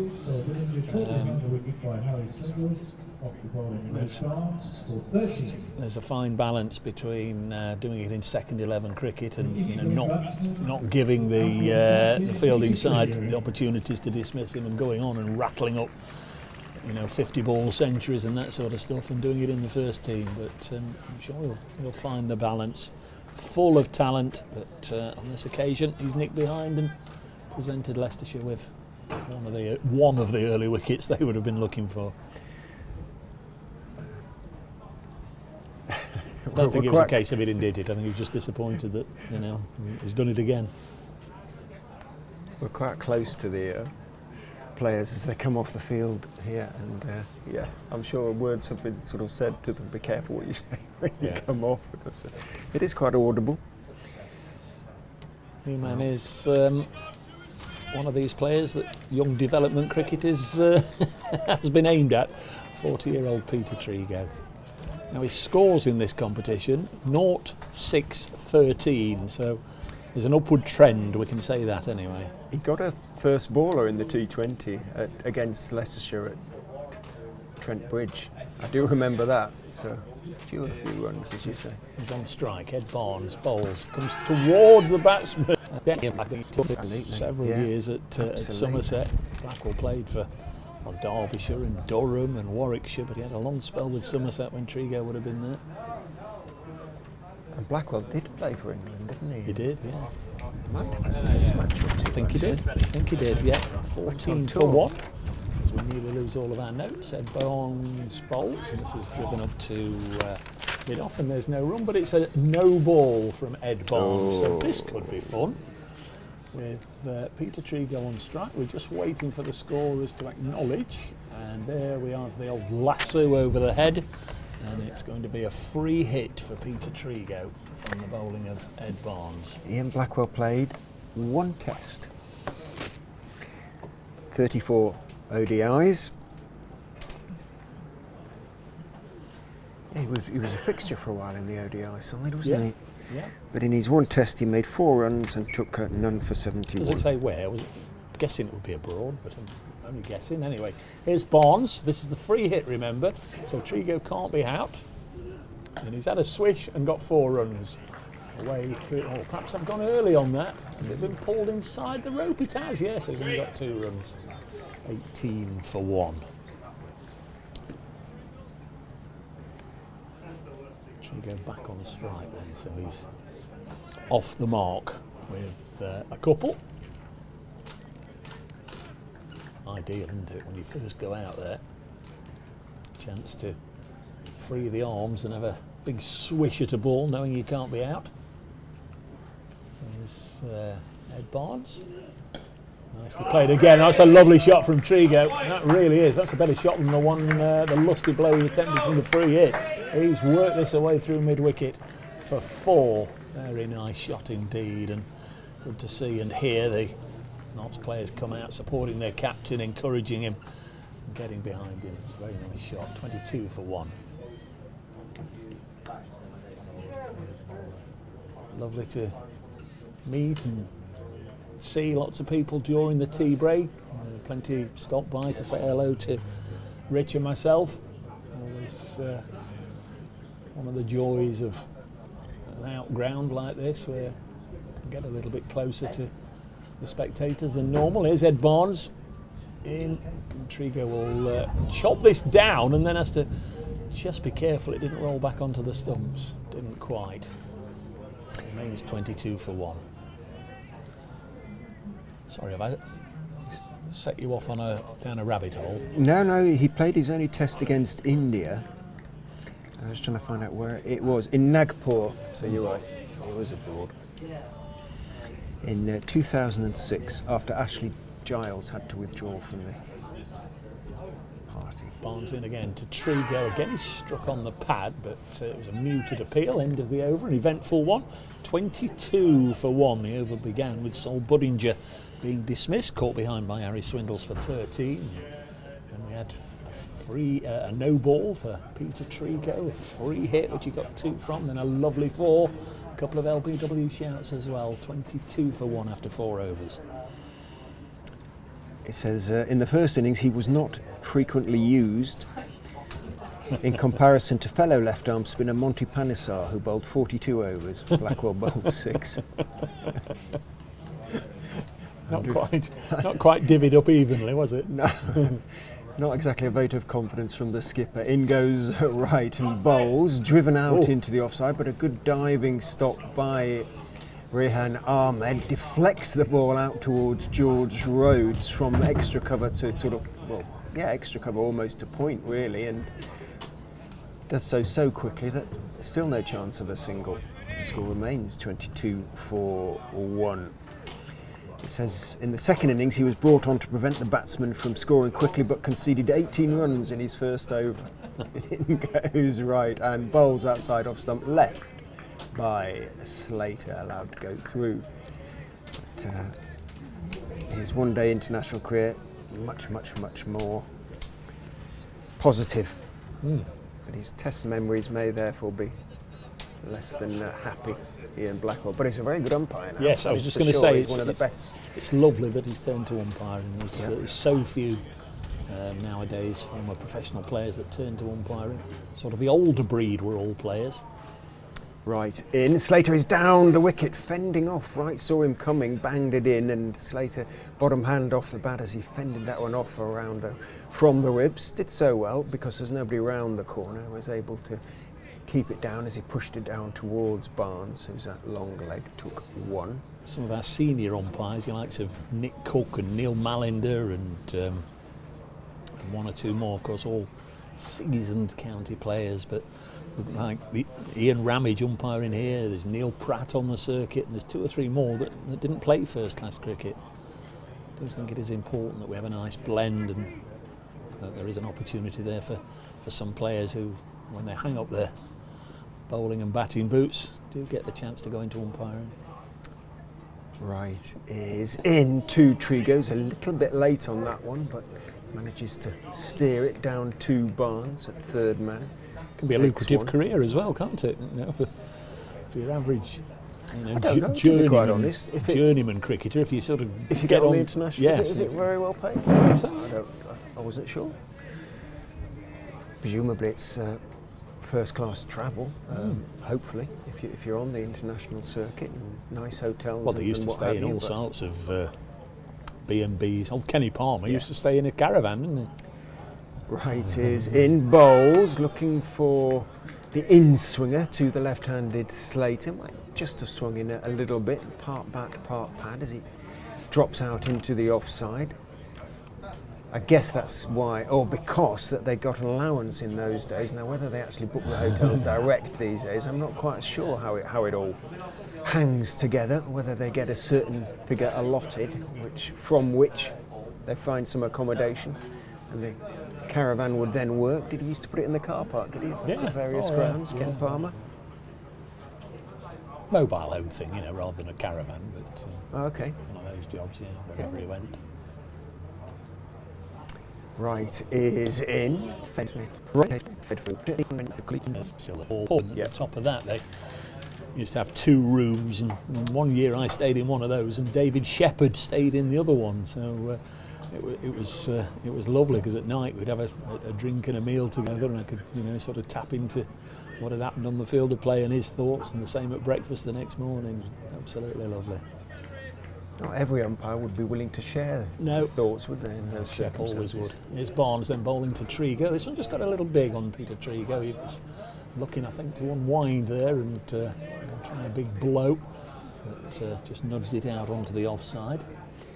That is one thing I've got. The Acton Steel County Ground, we used to sit with the umpires and scorers and what have you around a big circular table, have our lunch, and some exchange views. Some were slightly wary of doing so when there were so many people around, I think. Next ball from Barnes, pulled onto the leg side. In fact, only just on the leg side. It almost looped up to mid-on. Just fell short of the captain, Lewis Hill. Just looking at the comparable scores. I didn't do it all the way through the Notts innings. I lost track of time or two, but at the end of the power play, the Foxes were only 21 for 2. So Notts already ahead in terms of runs. At the end of the fifth over, 24 for 1. I suspect run rate isn't going to be an issue on this. It was just a disappointing start, wasn't it, for them? And didn't really recover as Trigo punches this to mid-off. It was certainly a toss to win, and the decision was always whoever won it to insert the opposition, because it was very, very dark at 10:30. A lot of cloud cover, a lot of wonder as to whether we were going to get rain or not, but it didn't. And the Foxes off balance, and the ball might have been crashing in towards the stumps. Still no play at Taunton, Somerset, Yorkshire. They play everywhere else now. A lot of delayed starts up and down the country, but playing everywhere. Kent were bowled out for 158 at Chelmsford. Essex in reply, going along nicely, 47 for 1 after 9. There's Barnes in again to Trigo. Little push and run this time. Nicely fielded, but it was comfortably owned, 25 for 1. Hampshire made 162 and they were bowled out at home to Lancashire, who were just starting their run chase. Most other games, they're sort of catching up with late starts and what have you. Sussex, Gloucestershire, Worcestershire, Middlesex, Northampton, Derbyshire 28 for 4. And as I say, Somerset, Yorkshire hasn't started yet. All the details on the BBC Sport website are now. And all the commentaries as well, if you're sick of Richard and myself and want to follow somebody else. What a thought. Here's the next ball to Ben Slater. He's hardly seen the strike, has he, Slater? Runs this down to Rian Ahmed for a single. And is that the end of the over? Yes, it is. They've been swapping over, obviously, with the right-hander and a left-hander there, but that is the end of the over. 26 for 1 after 6 overs. Right points for you, Dave. Is right bowling. Update for Radio Nottingham in just a second. This one it's defended. Just to say, Alex Hale's dismissed for 38 today for the Trent Rockets, who are playing at Edgbaston. Again, you can follow that by the BBC Sport website if you wish. Here at Welbeck, 26 for 1. Notts in pursuit of a victory target of 145. Strong wind that we had at the start of this innings has thankfully abated. Slater deep into his crease, clips this onto the leg side. Aaron Lilly shies at the stumps. Missed. And it was backed up. Can sometimes strike the stumps and run away for overthrows.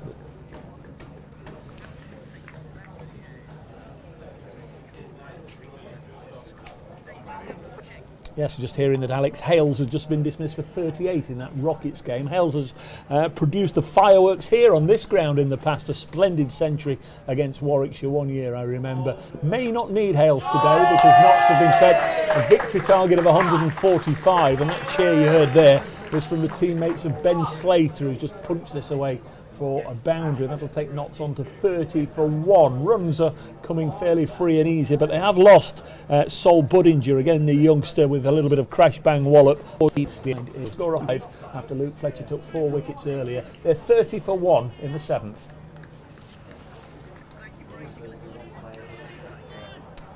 Back with the on commentary. Chris Wright to continue from the Sukhum end is in to Slater outside off stump.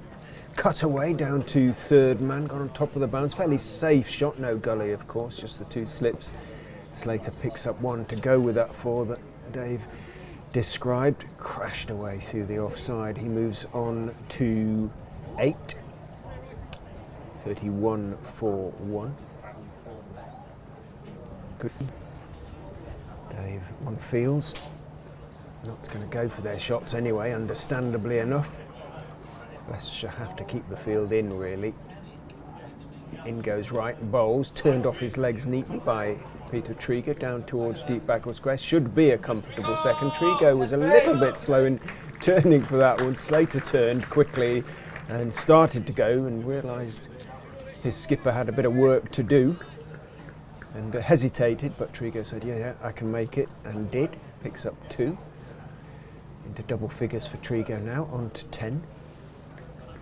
To sprint that second one. Is he just got a little bit of a tweak to his signals? 2 hours, right stretch of the hamstring, because it's just a jog down the other end. It's like an old East German border guard just marching his way on shift change or something, wasn't it? He just did it again there. Just wondering if it just did feel it slightly, but he's okay. It looks fine anyway. 34 for 1, 11 to Trigo, who has kept a strike. 8 to Ben Slater. Just another 111 runs needed. Yes, 8 from that over.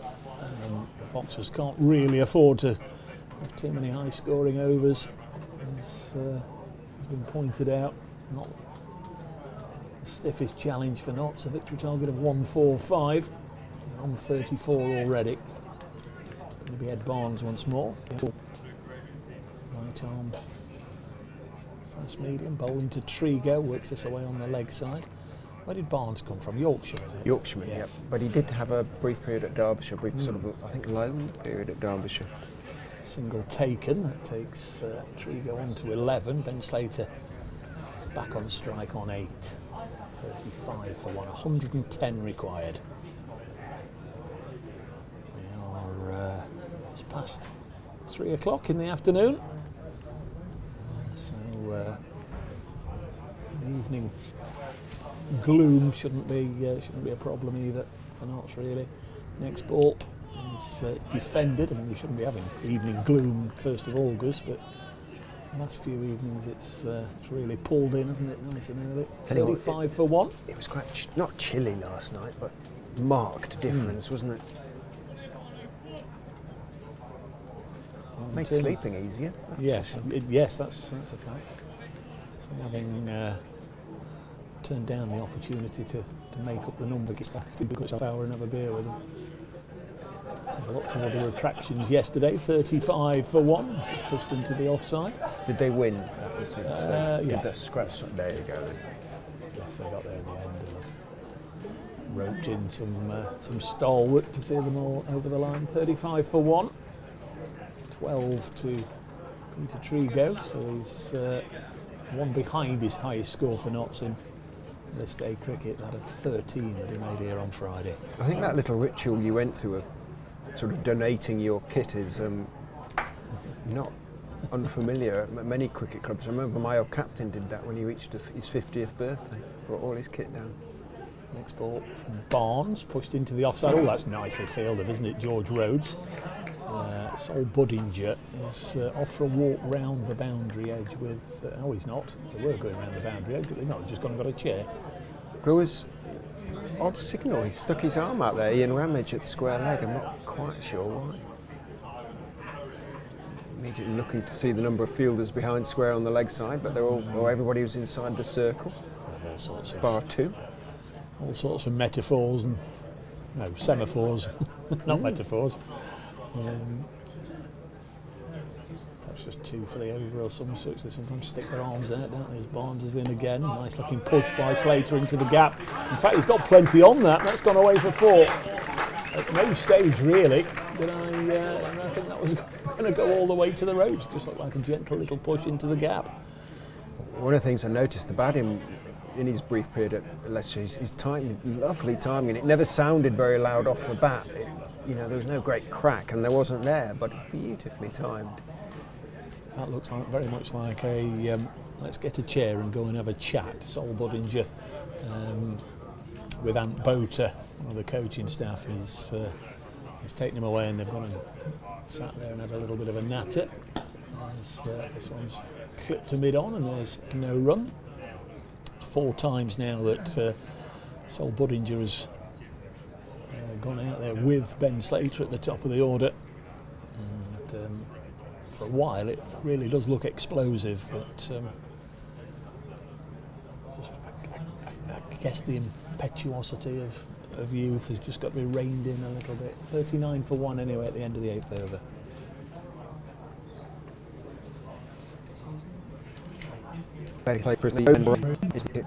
There were Ben's bowling, but he will get the ball through at a good pace, and he'll get lots of movement.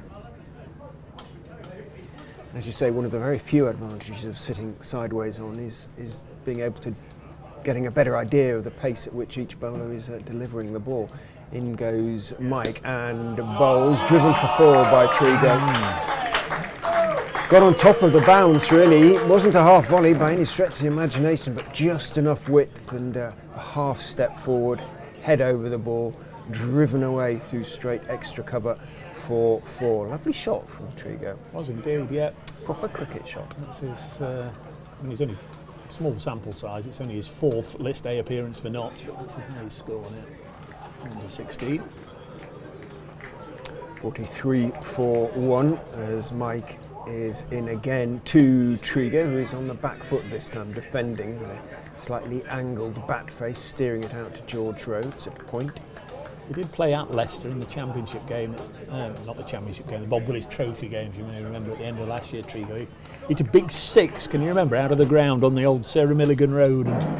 And, it disappeared over that warehouse or whatever it was. It's a massive blow, isn't it? Do you remember it? I do, yes indeed, yeah.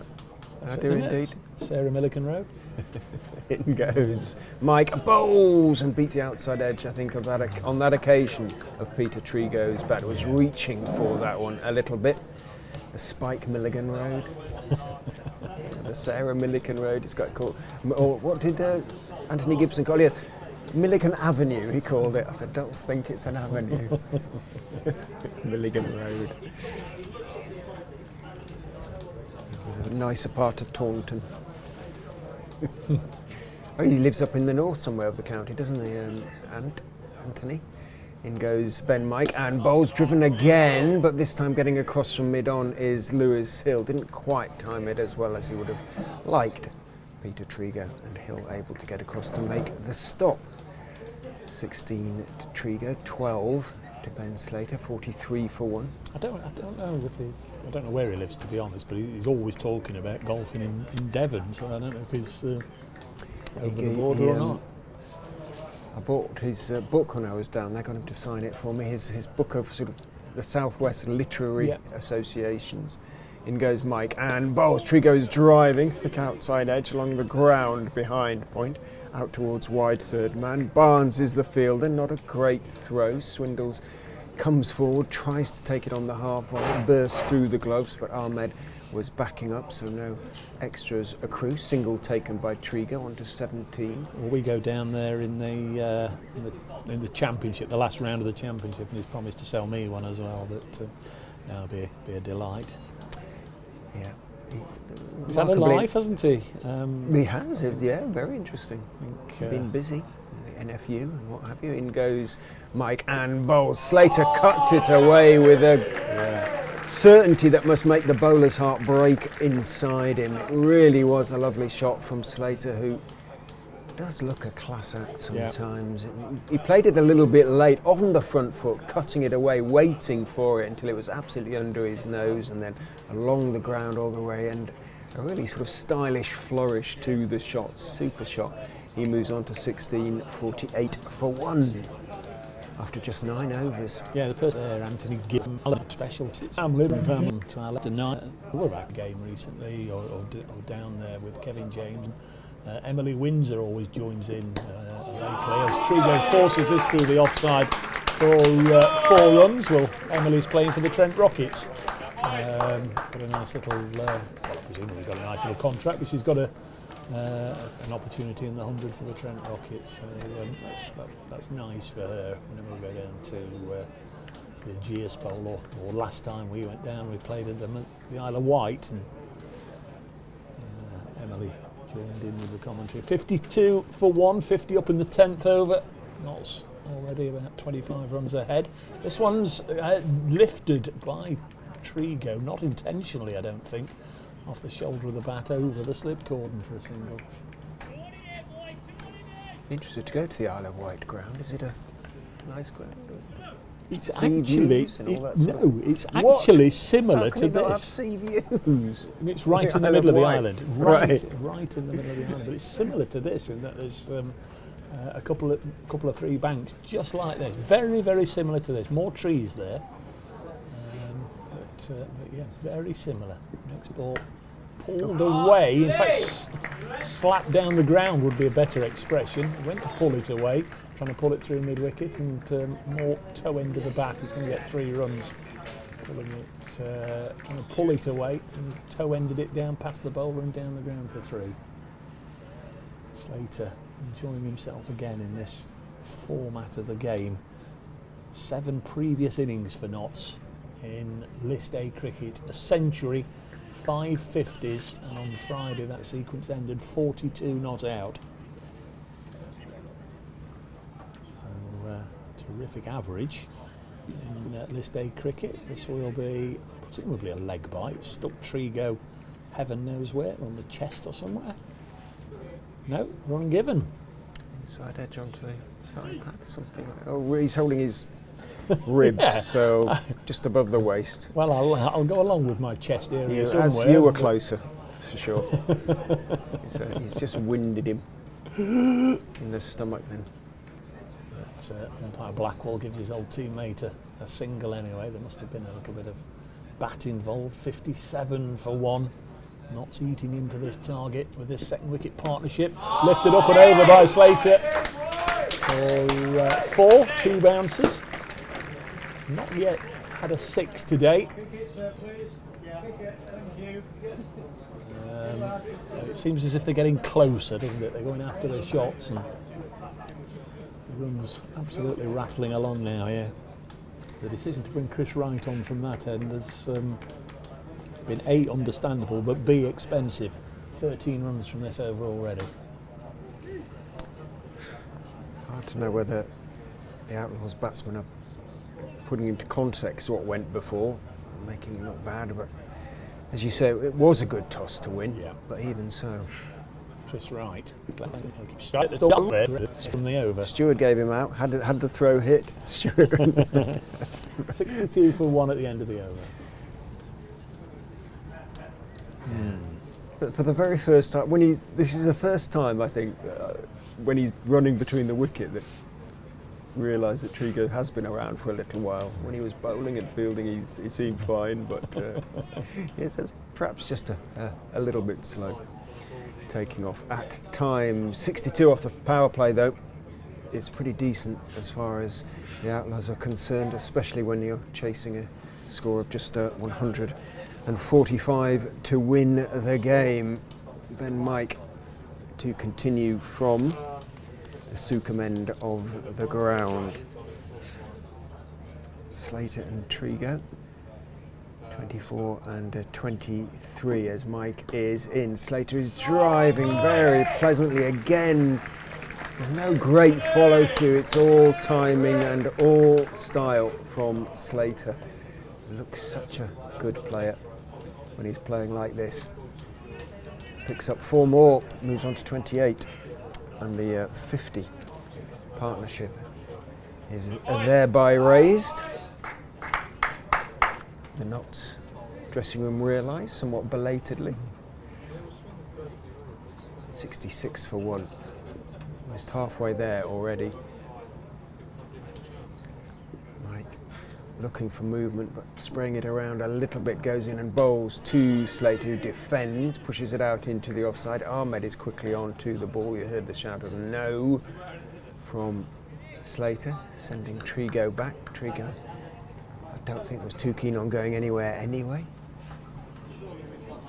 28 Slater, 23 Trigo, 66 for 1.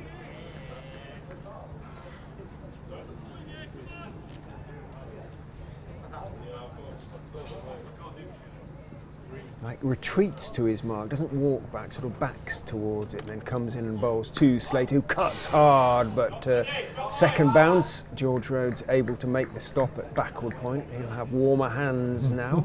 Harry Swindles goes running out to give him a low 5. Keep warm probably as well, Swindles. Get back there. You don't need to come and congratulate me every time I stop it. It's my job. Oh. Slater, who is beaten on the outside edge for once. And congratulations to Ben Mike from his teammates. Slater hops back into his ground just in case Swindles was going to roll the ball up the stumps. There's 1 or 2 at the ice cream van, Rich, opposite us. See 1 or 2 there queuing. His patience has paid off. I don't know if he had to pay site fees or whatever to be here today, but at the moment you'd imagine he's running on a loss. He's had a good run for a couple of weeks, hasn't he? But now it's got cooler again. Mike is in. Slater is taking his bottom hand off the bat as he defends that one on off stump. Drops it down into the outside. A little bit of extra bounce for Ben Mike. That's one thing we haven't got here. I'm sure somebody will know and notify us if it happens. We haven't got up-to-date Duckworth-Lewis readings, but may not be a factor. I was going to say, 1, I don't think right now we need to worry about it weather-wise, and 2, I think we can safely assume that Notts are ahead at the moment. I think we can. Mike is in bowl. Slater is forward and just pushing it into the gap.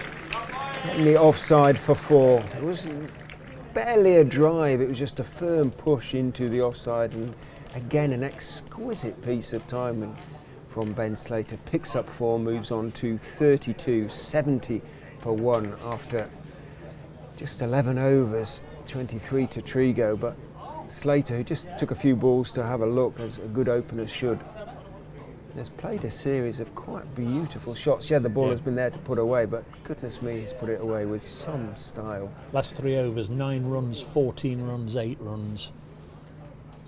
No slogging. There's nothing that has resembled a slog on the part of Slater. It's all been just beautiful cricket shots. Still going to be Chris Wright. Bowling to Peter Trigo. He's got 23. He's on strike. He'll work this away. Might be 2 here. Should be 2 here. Running around here is Ben Mike, the bare-headed Ben Mike. Whilst he's bowling, his cap will have been lodged somewhere by one of the backup members. 2 more. Trigo under 25. 72 for 1. So we've added 58 since Sol Budinger was dismissed in the 4th over. Made just 13 out of the first 14. He's Right again, running in with plenty of purpose. Bowls, and this is pulled for 6. First of the day, over the leg side by Trigo. Underneath it and lifted it away towards our commentary position, just to the left of us. Aaron Lilly comes and says, please can we have our ball back? And 6 more to the total. First one of the day. Well over halfway. So Harry Swindles. There's going to be plenty here, I think, for Notts. Let's have a little look at this. They've run 2, so it's a no ball as well. So 4 will come from that one particular delivery, 2 for the no ball, and then I don't know what it goes down as. Does it go down as 4 no balls or 2 no balls and 2 byes? He signalled byes as well, didn't he? So, and I suppose he got his gloves to it, so I guess it goes down as byes. But 82 for 1 is the score. Right in again. Bowls, and Trigo's got more runs here. Ben Mike will have to run round from long leg. In fact, they'll only get a single. 83 for 1. And already 13 from this over. I mentioned at the start of it that the last 3 overs have been very productive. Well, this one also leaking runs for the Foxes. Just wonder where the skipper might turn if he decides to make a young Ahmed a change. See if he can get a bit of turn or bounce. Always enjoy watching a young leg spinner. The next ball is cut away. Oh, it's a misfield. There's going to be 2 more here at least. It might go for 4. Let's have a look. Aaron Lilly's after it. Touch and go, drag back. Nicely done. It was George Rhodes with the misfield, which is a shame for him because he's made 2 or 3 very decent stops prior to that one, but something squirmed underneath him, and they get 3 more. Slater back in front. He's on 35. Trigo on 32. That's the end. It's not the end of the over. No, there's more to come. it was just the umpire Ian Ramage walking from his square leg position. I think he's just realised the right-hander's on strike, so he's walked over to this side. Next ball, again, is short enough to tempt Trigo into an extravagant waft. There's nothing on it. 86 for 1. It was a touch wild, but I don't think Trigo cares anymore. He's 32, has come off 28 deliveries. Slater's 35 off 33, and given he pushed a few back early on, it just shows how productive he's been early on. He's right into bowl to Trigo, and he's got after this one, and it's gone over the keeper's head for 6. Say over the keeper's head, it's gone over everybody's head for 6. It was a top edge that ballooned away there, down and clattered in full into the boards beyond the boundary, and had a very expensive over. 22 runs from it, 92 for 1. Trigo 38 back in front of his batting partner. Slater, who's got 35. I was still trying to work that out when you said 22. I'd run out of fingers and toes. Goodness me. 92 for 1. For the old run rate, if Notts can get the job done. Fox's faces as reds as their shirts at the moment, or they should be. Young Ahmed is going to get a little bit of a bowl. Leicestershire don't have too much to lose in that respect. A definite change of pace. Trigo will take it on, that is for sure. I think Peter Trigo actually, I'll have a little look. I think he was on the brink of a milestone going into this game, so we'll... Is he numbers of list A runs? Due a few, is he? I'll find it, Richard. I can tell you, actually. He's got 5,019 list A runs. Yeah, that was it. Didn't mean to... So he's past that milestone. Yes. Can we not just say he's coming up to his 5,000? Yeah, he's now past it. Off at the moment. You take a look for the bowler. Oh, the hospitality lunch must have finished because many are coming back to watch the cricket and just suddenly realise that there's not a lot left to watch. An update for BBC Radio Nottingham in just a second.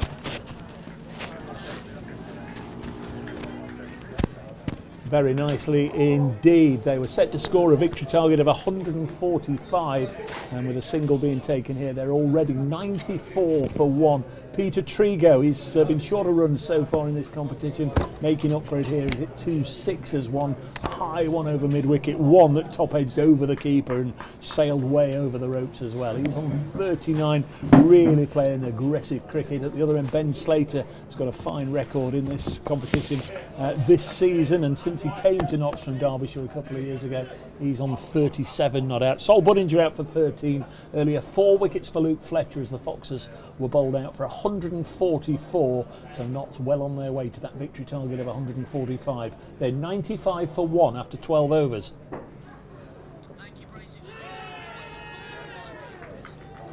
And here's a wicket. Peter Trigo given out, caught behind. He looks aghast at umpire Ramage, and it's a wicket for the young leg spinner Rian Ahmed, caught at the crease by Harry Swindles, standing up. Trigo trying to cut it away, and clearly didn't feel from his reaction, I assume, that he didn't get anything on it, but has to go. Gone for 39, and Notts at 95 for 2 as the captain takes his leave of the ground.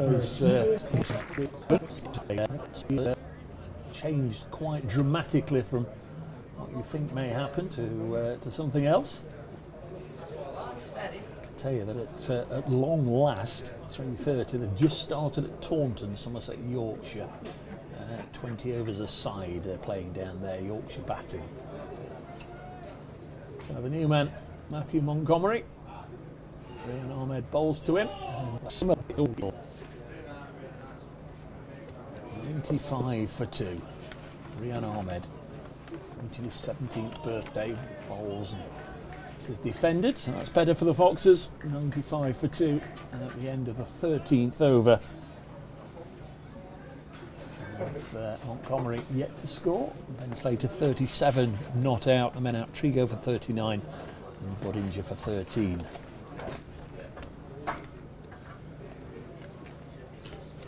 Chris Wright's gone for a few in the last few overs, so I just wonder if there might be a bowling change at the Charlie French end.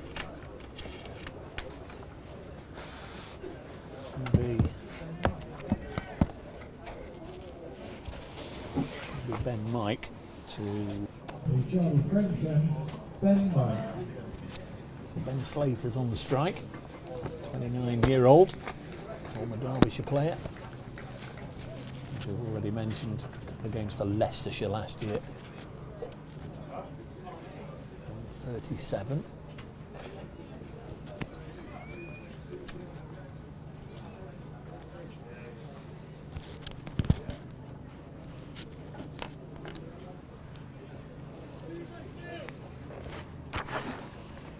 Sure what the delay is. Seems to be a whole lot of nothing going on at the moment. Now we're ready.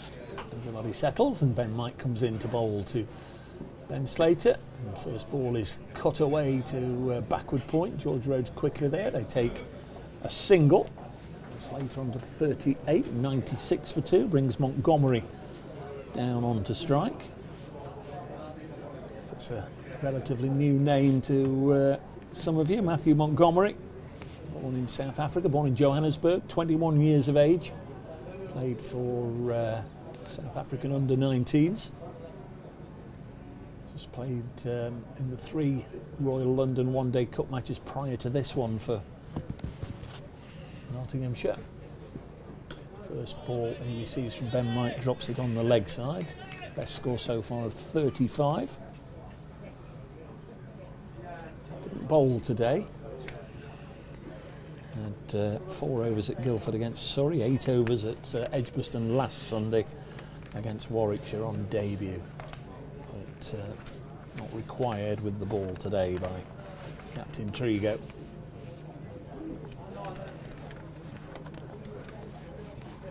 There's Ben Mike in to bowl, and Montgomery's away with a single. So that last wicket that fell, Richard, going to Rian Ahmed, it breaks a sequence of 11 straight wickets to the quicker bowlers. We've got one in the column now for the spinners. Yep, second wicket of his Leicestershire career for Rian Ahmed. He at least, there aren't many positives that Leicestershire can take from this game at the moment, but Ahmed's performance again is one of them, with both bat and ball so far. Only the one over, obviously. Slater has 38, and Mike to bowl to him. Wide of the off peg, goes through to Swindles. Might just mean that the match lasts a little longer, with Peter Trigo being dismissed because the destructive mood he appeared to be in seemed as if it could be over crash bang wallop.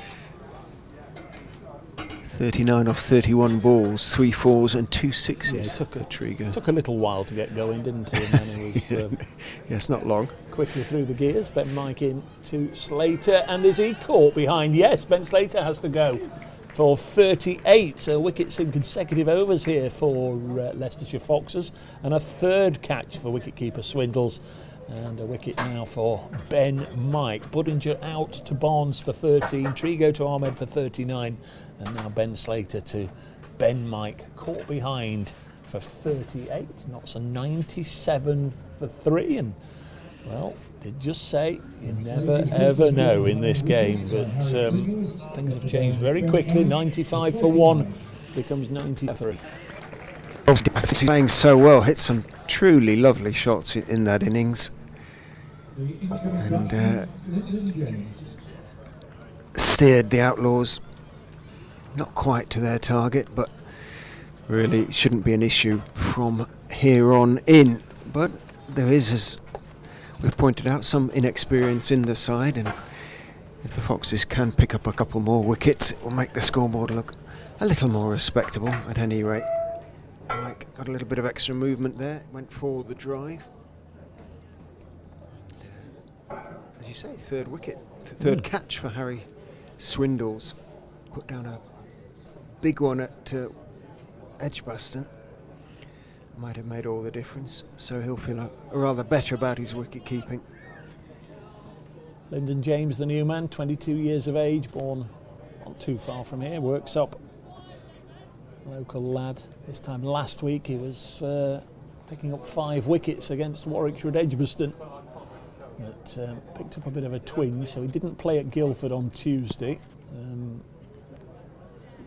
Wasn't really involved at all. He's away first ball here, running it down to third man. Nice bit of fielding by Rian Ahmed, then loses his footing, so they come back for 2. Didn't bowl today either, Lyndon James, but he's off the mark with a couple of runs.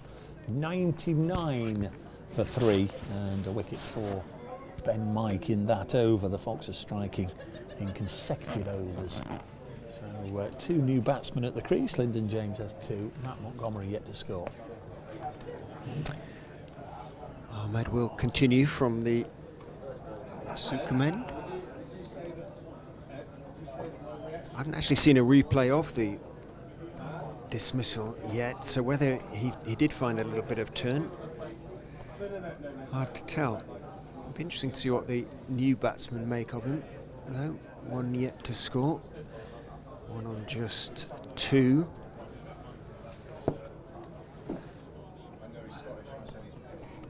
Ahmed is in and bowling, driving pleasantly enough along the ground all the way to backward point. Is the young right-hander. No run though. Chris Wright is there at backward point. Ahmed is in, forward again.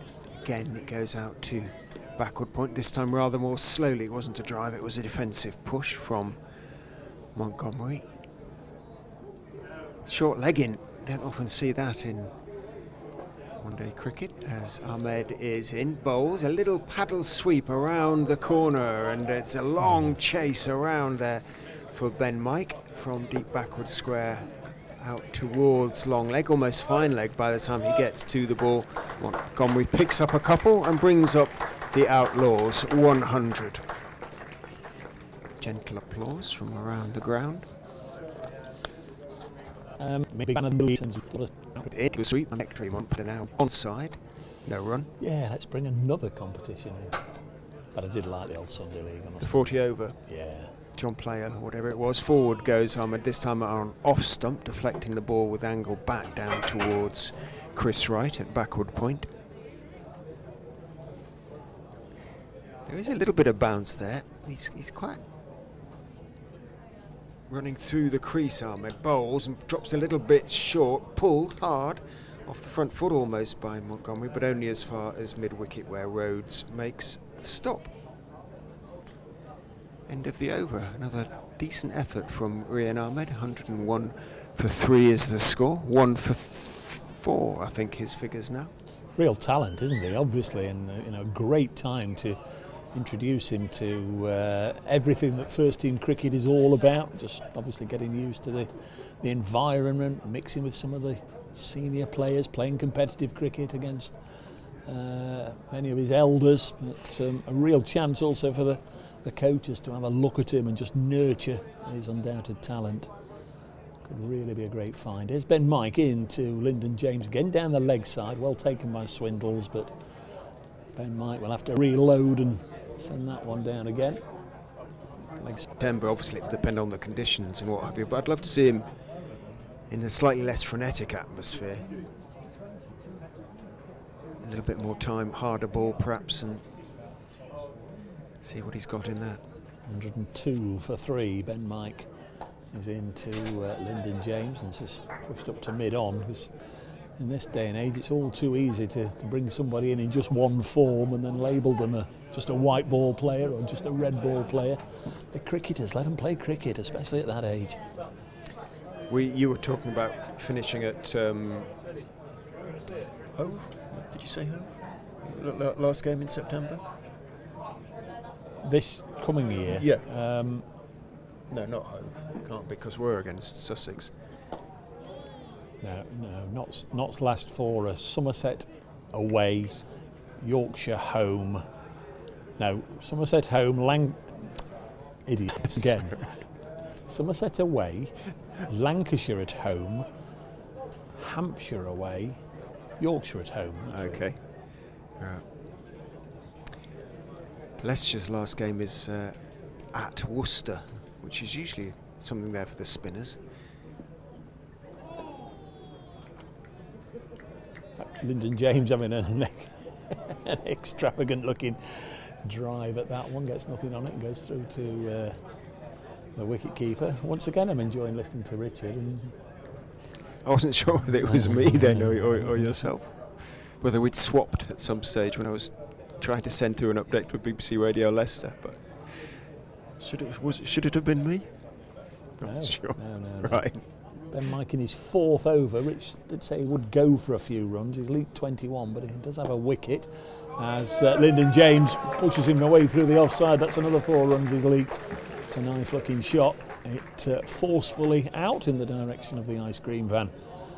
And that's gone for 4, 106 for 3. So Notts need 39 now as another tray full of glasses absolutely full to the top. Don't stumble over, sir, don't stumble. 106 for 3.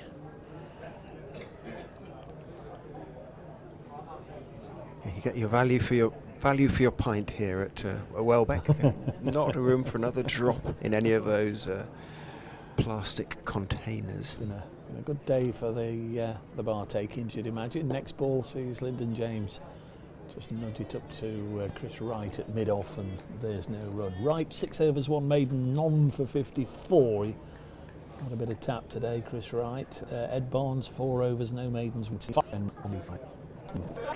Don't think it'll go, it won't. Chris Wright loses his cap, but gets the ball quickly back in. And 2 more to Lyndon James. He's on to 8. Matthew Montgomery, not similar to the strike, is on 2. And after just 15 overs, I beg your pardon, it's not turned over. After 16 overs, Notts are 108 for 3. Needing just another 37 runs with 7 wickets in hand. As I say, that's unlikely to be an issue, but Leicestershire finding out a little bit more about Rehan Ahmed will continue from the Sukhum end and liking what they find, I suspect. Bowls a loosener out towards George Rhodes. He's got a leg slip and a conventional slip as he comes in and bowls to Montgomery. Bowls him a full toss that's driven for 4. His first really bad ball, I'm afraid, and it's put away quite calmly by Montgomery for 4.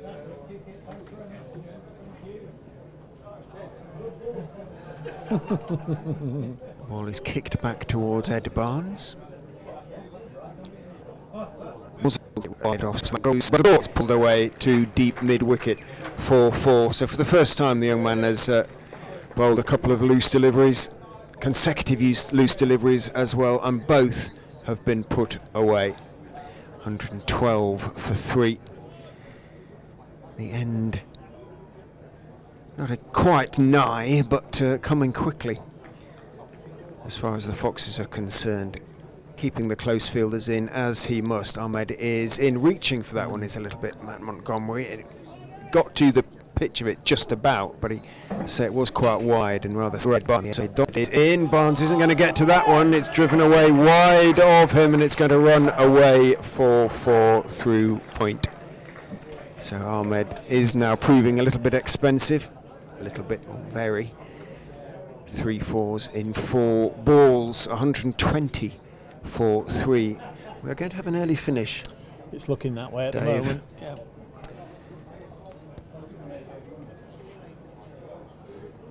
Crowd staying with it to the end. Might as well get their money's worth. In goes Ahmed, bowls. Back goes Montgomery. Turns it firmly out towards deep square. Kimber, who hasn't really been in this game very much, comes into field. 1 is taken. Montgomery on to 15. 8 to Lyndon James, 121 for 3, just 24 more needed. Ahmed in to James, who goes back and is beaten with a conventional leg spinner outside off stump. So came out of the over strongly, Rehan Ahmed, but expensive during the bulk of it. 121 for 3 after 17. Yeah, 13 from that over, 3 boundaries emphatically put away by Montgomery. 24 more required now by Notts to pick up their 2nd win in the competition. Tough challenge ahead now for Leicestershire, you'd imagine. They've got to win all of their last 4 games to have a chance, you would imagine, of sneaking into the top 3. 8 matches, just the top 3 go into the knockout phase. You'd imagine you want to be looking towards 5 wins. There's Montgomery now pushing this to mid-off, no run. Hard to envisage anything less than probably 10 points would be enough, unless, of course, we have a lot of rain this coming week. Well, there's a lot of weather around, supposed to be, isn't there? So Leicestershire lost very little cricket, relatively speaking, in recent weeks. It's Ben Mike in again to Montgomery. Can he looks to drive on the offside, straight to right at mid-off, and again no run. Going to be a chunk of time, maybe as much as a couple of weeks, for some counties without cricket if they don't qualify for the knockout phase. Towards the end of August, before the championship matches kick in again. 21 for 3. Next ball pushed into the offside as it stands at the moment. Knott's last game in the group would be on the 10th against Northants, and their game after that would be the Blast quarter-final on the 25th against Hampshire. So 2 weeks quite off. a gap unless they have some knockout cricket in this format. Of course, if they do get through, and whichever sides get through, have then suddenly got the potential of a quarter-final, semi-final and final all within the space of 5 or 6 days. So that is quite hectic for those that go all the way to the final. Montgomery pushes to mid-off, and again there's no run. Those games played in the middle of August, but just got really a couple of days between the quarters and the semis, and a couple of days between the semis and the final. Something like, I think Thursday the 19th is it, the final at Trent Bridge. Tickets are available, 121 for 3. Going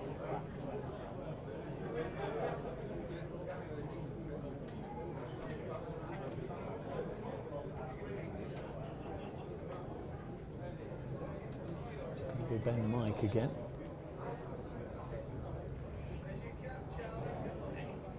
Montgomery on strike. Comes Mike, bowls, and this time it's blocked and there's no run. A lot of right arm seamers in action today.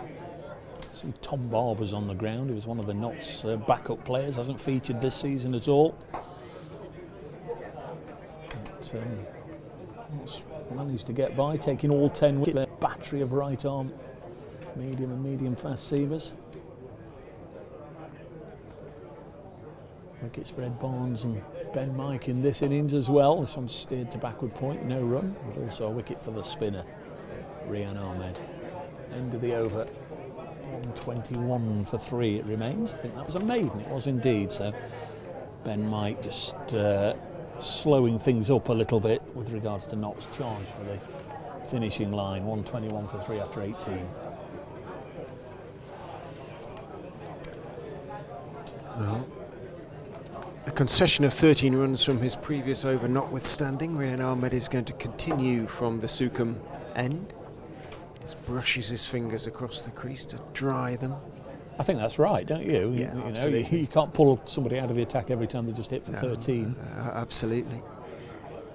Just 24 more runs needed by the Outlaws as Ahmed is in. Lyndon James is forward, defending out into the offside.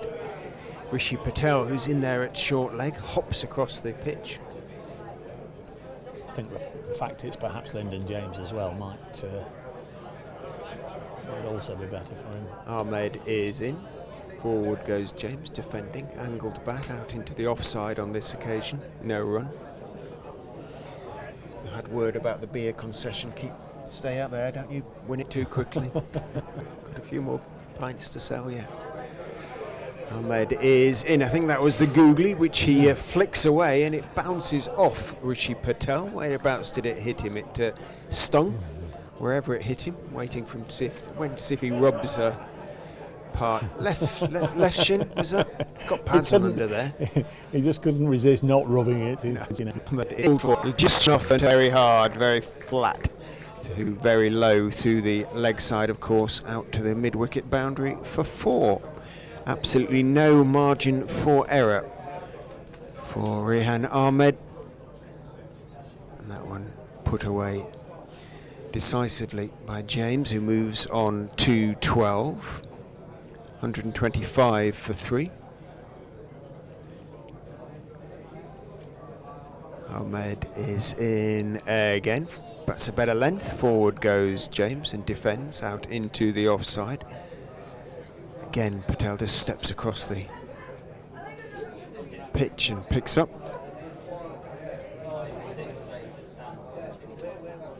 Ahmed bowls, and a lovely leg spinner that beats the outside edge of James' bat as he plunges forward.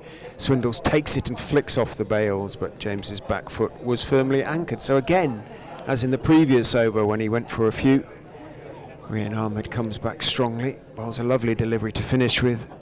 Doesn't tickle the outside edge though. End of the over, 125 for 320 needed for the win. Yeah, it's just the one boundary in that over, wasn't there? The 4 runs. Quickly elsewhere. Chelmsford, Essex, Kent. Kent 158. Essex are going to win that. They're 121 for 1, romping to victory. Hampshire, Lancashire. Hampshire 162. Lancashire 60 for 2. Sussex, Gloucestershire. Gloucestershire 218 for 8. Sussex 46 for 2. Here's Ben Mike to bowl to Matt Montgomery, who works this to mid-wicket. There's no run. Worcestershire, Middlesex. Middlesex having a wretched season. 302 for 5. Worcestershire 29 without loss. And then to the games in the same group as Nottinghamshire and Leicestershire. Northants playing Derbyshire. It's 28 overs a side. Derbyshire batting first, 121 for 8 after 19. And at Taunton, Yorkshire 51 for 2 after 7, and that's 20 overs a side. And that was a no ball, I'm afraid. Free hit time. Anthony points out he lives at Langport in Somerset. Here is a free hit which Matt Montgomery's got underneath. He's helped it away down the ground. One bounce, I think. No, it's gone all the way for 6. It was very close to the rope, wasn't it? But the umpire Ian Blackwell was absolutely certain, and to be fair to the... helped by the fact the entire crowd down there. To be fair, I think the fielder helped him as well. Yeah. So Anthony's with us, is he? Hope presumably he got back okay. It was a real old shame. He was looking forward to coming here, and it's a long old way from the West Country up to Welbeck, and pretty much came and saw 90 minutes cricket, and then the rain set in. It's a little better today. It was decidedly murky early on. There's Mike in to Montgomery, puts us away for 4. Classy shot from Matt Montgomery, and that finishing line we've been talking about is now not too far away. Knots in the home straight. They need 8. A few chairs being folded up now. Try and beat the traffic out. Montgomery on 25. Yes, I don't think it'll be the toughest car park to get out of. 137 for 3. There's some places we go, isn't there, where it really is difficult. This time it's defended, and there's no run. 7 for 3. Word again for the stream team that's managed to overcome many obstacles to get the live pictures on.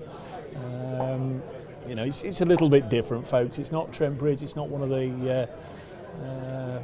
the county headquarters grounds, so there have been challenges. But thanks to our camera crew around the ground, and to Kirsty and Aaron on the production side of things for keeping it all held together as this is pushed into the offside. Wright's after it. I think there'll be 2 more here. There will. So Montgomery moves on to 27. But for those of you that are watching on the live stream, just a word that if you want to just hang on once the winning runs are hit, if that's the way it is going to end, Aaron will be quickly on the outfield just summing up the day, and he will grab whatever players and coaching staff or whoever else is about to have a bit of a chat with, and it's always a good listen. I know Leicestershire fans are throwing things at their screen right now, but you know what I mean. I'll try and get whatever reaction we can, and if you want to stick around and enjoy the comments from perhaps 1 or 2 of the younger players, if Aaron can get hold of them, we'll look forward to that in the few minutes after the game as Mike comes in. Oh, that's a sharp one,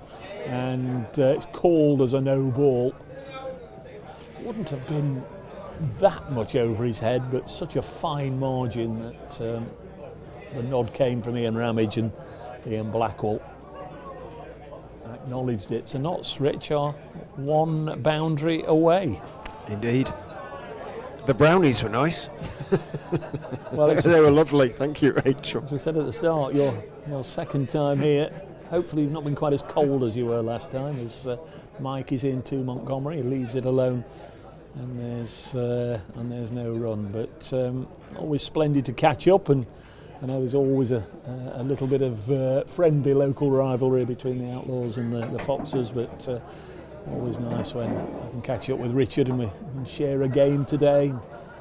As I said, thanks for everyone to here at Welbeck for putting it on, but also for everybody that's been here for 2 or 3 days prior to the matches of the weekend, just gluing everything together and getting us on air. Next ball, that's gone through to the keeper, the end of the over, and Notts still only require 4 to win, 141 for 3. Rich, see them home, or see what you can do with this over. Chuffed for any of the outgrounds when they get a full game in, albeit not 100 overs, sadly, but at least a full game and a home win as well. But after Friday, when it was a very frustrating day for everybody at this club, then at least they've managed to get the game on here today, and the ground looks grand, absolutely super. I'm pleased for this young man as well. Runs and a wicket. And a wicket. Well, I'll remember where I first saw him have a little bowl, I'm sure, in years to come. In he goes and bowls to James, who goes back, plays it firmly back down the pitch to the relatively diminutive 16-year-old. Updates time for Dave in a moment. After this delivery, in goes Ahmed, bowls, driven away for 4, and that is it. Nottinghamshire have won the game by 7 wickets with a massive 30 overs in hand, and by any judgment, that is a hammering for the Foxes. Plenty to learn for them, but a very solid win indeed for Nottinghamshire in this Royal London One Day Cup, and as a consequence, still with every chance of going on to the knockout stages. Rich, many thanks for your company today. Just about to do an update for BBC Radio Nottingham. We'll tell them the news here that Notts have won by 7 wickets. They have indeed, yes, quite a margin of victory. They've won this one by 7 wickets with 24 overs in hand. Really, the damage was done at the toss. You guess you've really got to bowl well when conditions are in your favour. Notts did that. Particularly Luke Fletcher took the first 3 wickets right at the top of the day to really set back the Foxes, and from then on it was a little bit of a procession. There were some useful runs down the bottom of the order, but by then the damage, as I say, already done. Leicestershire bowled out for 144. Luke Fletcher 4 wickets, Dane Patterson 3, a couple for Brett Hutton as well, and 144 here on a good wicket was never going to be enough. And Notts quickly out of the blocks. Sol Buddinger made 13 3 boundaries, but then Slater 38, Trigo 39, Matt Montgomery 27 not out, Lyndon James 16 not out. None of them really troubled as Notts romped to victory, as I say, with 24 overs to spare. The second win in the group keeps them very much in the thick of things. We now go to Derby on Wednesday to play the local foes, Derbyshire Falcons, but the result from Welbeck, a convincing win for Notts by 7 wickets.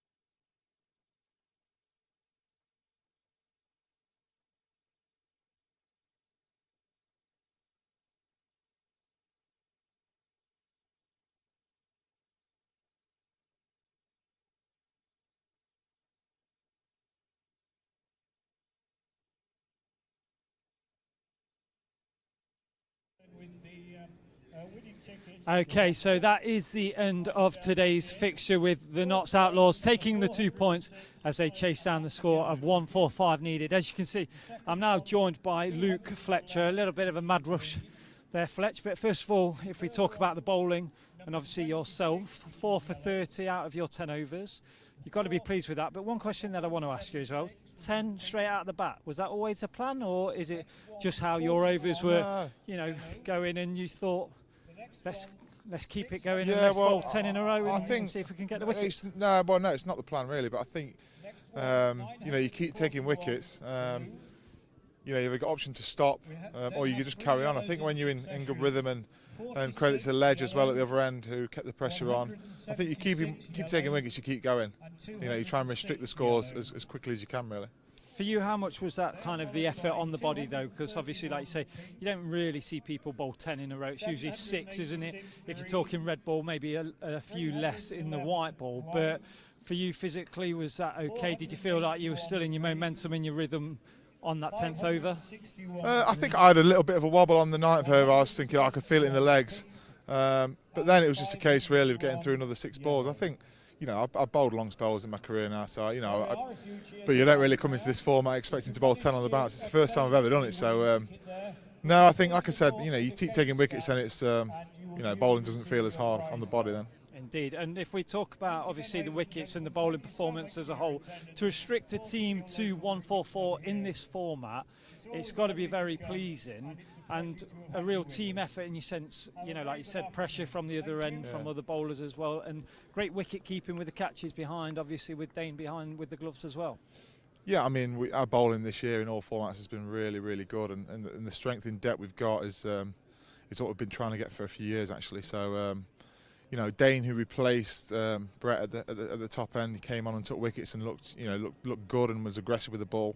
And yeah, like I say, it was a complete team performance, really, backed up by some good slip catching behind the wicket as well. So we know what Welbeck's like. We played there for a number of years now, and it's a ball.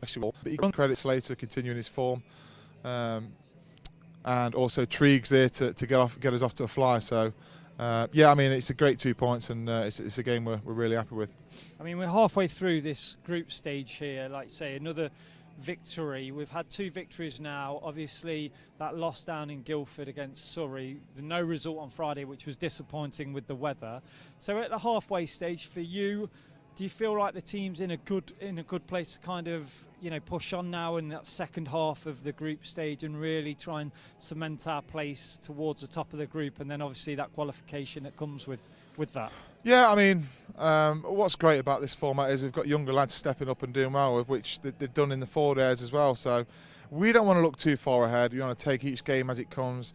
The good thing about this format is that games keep coming thick and fast. I think it's 8 games in 17 days, so you just got time to recover, and then there's another game around the corner. So we'll take a lot of positives from this. I think the bowling display was outstanding, and the batters as well, like I said before. So yeah, we obviously want to qualify and get as high as we can in that table. But I think as it stands at the minute, we're pretty happy with 2 wins and a loss and a tie. And you talk about, obviously, youngsters coming into this group. It really is a mixture, isn't it? And I suppose that's what this format, especially this year, has kind of allowed, is that these youngsters can come in, they can express themselves, they know that the squad as a whole, that they're going to be involved every game, but some matches.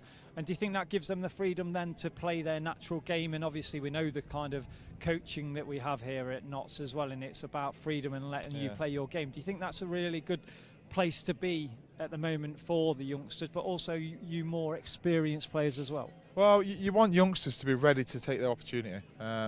And they've got it, rightly so, in this competition. We've lost a lot of players to the 100, which we knew would happen anyway. But you've got to be ready to take that opportunity. You've got to come in and you've got to perform like a first-team player. And credit to them all. I mean, Lyndon James 5 for Edgbaston on his first list day game for the club, or second, I think it is. Joey Everson with 3 then. So these lads, they're coming in, they're getting the opportunities, but they're performing as well.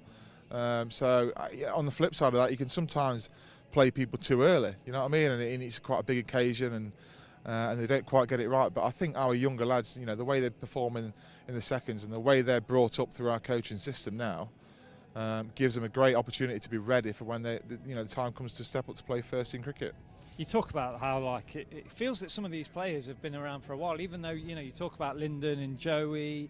They've been around the club for a long, long time. But then you've got people like Matthew Montgomery, who comes in, obviously just signed a contract with Notts as well. And he seemed pretty assured on Friday. It was a short game, obviously, due to the rain. But again, just there at the end with Lyndon as well. Is there anybody kind of that it's not nice to stick out names, but anybody that you feel that really is going to show something in this format and can be a real star for Notts going forward? Well, I think that, I think throughout the competition you'll see the likes of Budinger. He's sort of got going a bit this game, and then he gone out. But I think he will benefit from playing at this standard, and he's only going to get better. I mean, he's a great ball striker. So at the top of the order, he's playing, he's batting along with Ben Slater, who's probably the most consistent performer in this team. So he's going to get better. Yeah, I love it. It's been great. The game. You say we've been here. I think it's for 5 years now. It's totally different, isn't it? There are people right on the boundary. Yeah. There's people walking around. I mean, you've got 2 security guards that obviously the camera can't see, but there are 2 bodyguards here. I think I'm all right, but I know we're up north, so near Mansfield, so you've got to be careful. No disrespect. I didn't say no that. Disrespect. I mean, come on, we do have supporters from that area. But yeah, how nice is it just to kind of be out here in the sun, at an outground, to see loads of people, come and support, because it is far away from Trent Bridge as well. But it must be nice to make a trip to Welbeck and the outgrounds just to and experience that. Yeah, we like coming here. It's an opportunity for people all around the county to come and watch. Some people from up, north of the county maybe can't get to Trent Bridge. So to have the opportunity to come here and play in front of them is great, and I personally love coming here. You're on camera, don't you? I don't even. You are actually on the camera. I honestly don't want to look behind me, Fletch. This Trigo's doing a dance, mate. He's buzzing in. He's captain. He needs to get his captain's X's out now and buy the lads all a beer. Hey, I'm down for that. Right, seeing that I'll let you speak to Triggs anyway. Yeah, thanks congratulations for having me. Cheers, on mate. your 4:30. I think the bodyguards are going to stay, but they might. Yeah. I don't know. It depends whether Trigo's important. Here we go. Shall we swap places? Here he is. Sorry to interrupt there, Fletchy. I just fancied a dance. The music's good. What was you doing behind my back then? Well, I was doing. I think it was a twerk. A twerk. But I'm not that flexible anymore, so I don't know if I executed you've it. Got but to be careful. There buddy. we go. You know those hamstrings. You've got to be careful. Yeah, Phil Tranter will give me a massage later if I've tweaked anything. But yeah, it was more of a tweak than a twerk. Okay, fair enough. Captain of the side this year. First of all, that must be a nice accolade for yourself, and to get a win here at Welbeck as well, the second of the competition so far, you must be very pleased. Yeah, brilliant. Yeah, we're 4 games in. We had a blip at Surrey, but credit to the Surrey players. They played exceptionally well, and they're allowed to do that. They're a fine group of players themselves, but we had a fantastic performance at Edgbaston. We've backed it up the last 2 times we played here. I think where we were at the sort of 20 over stage against Somerset, we were in a very strong position. Ben Slater batting beautifully. So yeah, we're doing a lot of good things well, and obviously this just caps off a really good few days for us. Puts us in a good position, into the meat of the competition. And what's great about where we're at the moment is, like I said, we're in the meat of the competition now, and everyone's sort of had a bit part to play in the game, which is good. Everyone's into the tournament now, and that will stand us in good stead. There's nothing worse than having your first bat in Game 6, but everyone's not getting a chance, because it's professional cricket. You don't get chances, but the point is everyone's doing their performances, and the confidence is there. I mean, I was just talking to Fletch there, and he was mentioning how the games come thick and fast in this competition.